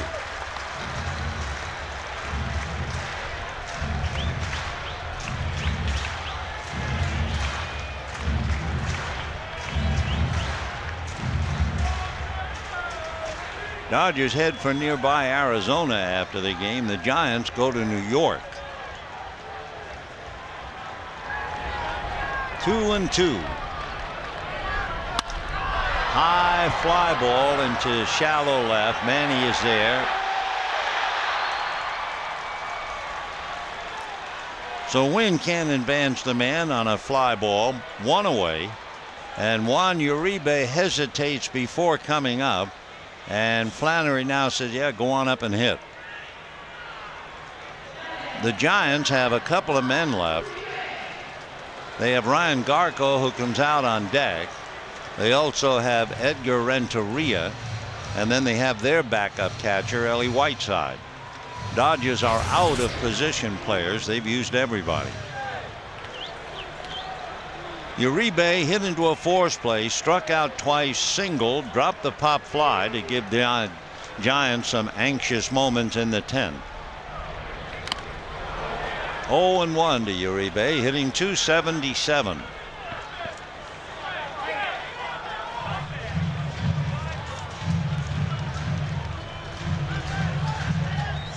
Uribe has been bothered by a bad hamstring. In fact, he's just had 2 plate appearances in the last 8 games until today.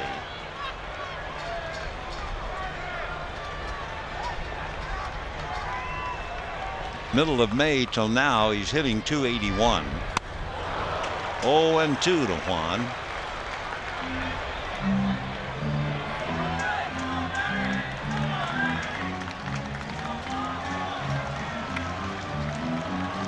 Uribe 5'11", listed at 220. A lot of weight for a shortstop.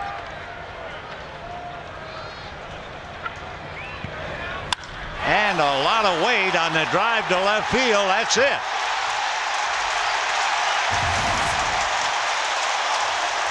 So Juan Uribe, who dropped the pop fly in the sun, turns out to be the hero with a 10th inning home run. No doubt about it.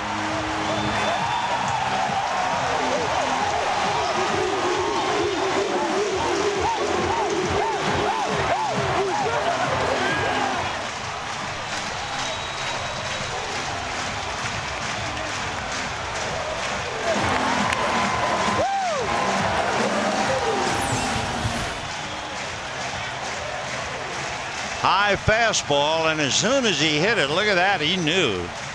And he buried that thing way back, halfway up in the bleachers in left field. Tell you somebody else who knew right away, it was Manny Ramirez. So Uribe 1 minute frowning, now grinning. And for Blake and Loney and the rest of the Dodgers, a tough battle, and they come up short. But they still win 2 out of 3, and we'll be right back.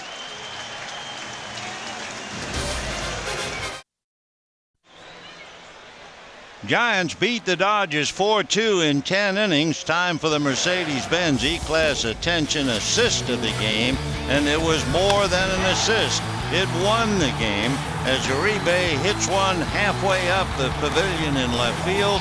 Earlier, he had dropped a pop fly that he lost in the sun, so he went from possible GOAT to hero. The Dodgers now leave to head for Arizona. Here are the standings. The Rockies play tonight. For the moment, they're 6 back, could be 5.5 or revert to 6.5. The Giants recover 1. They trail by 6.5. And just as important for the teams involved, the Rockies now have the Giants on their tail, trailing by 0.5, with the Marlins out by 2 and the Cubs and Braves 3 in the wild card. So tomorrow is an off day. By the way, 20 straight games played by the Dodgers. They wound up winning 8 and losing 12. We'll talk to you Friday. Till then, we wish you all a very pleasant good afternoon.